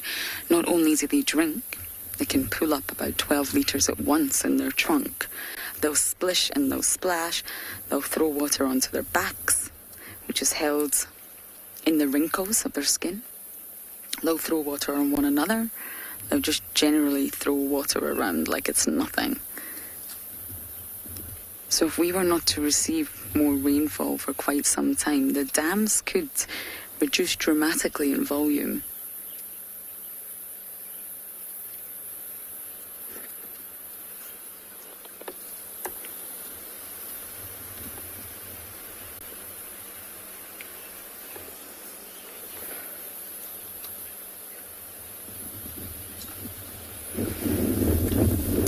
Just bear with me 2 seconds. We're having a bit of a comms issue here.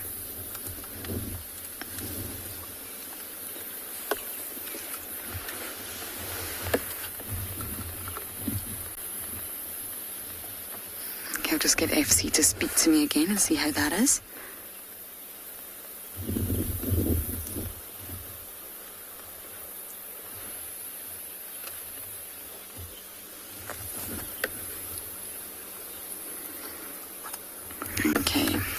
No comms, so we're going to rely on hand signals here, which is absolutely fine. Nothing we haven't done before.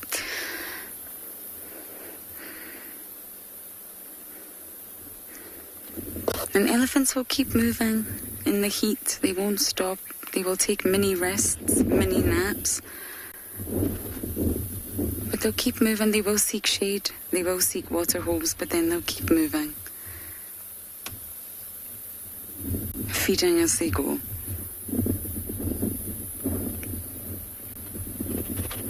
Bulk grazers. So therefore they need a substantial amount of food. Really poor digesters, they need to just keep going, keep eating, keep feeding in order to sustain themselves.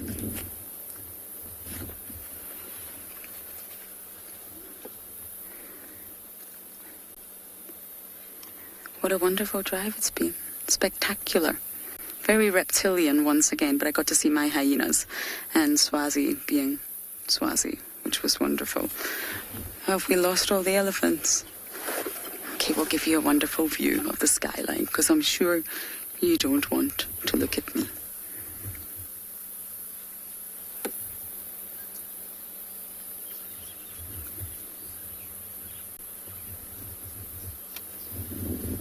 So everyone, has been an absolute pleasure, as it always is. Thank you so much for jumping on board, all your comments and questions.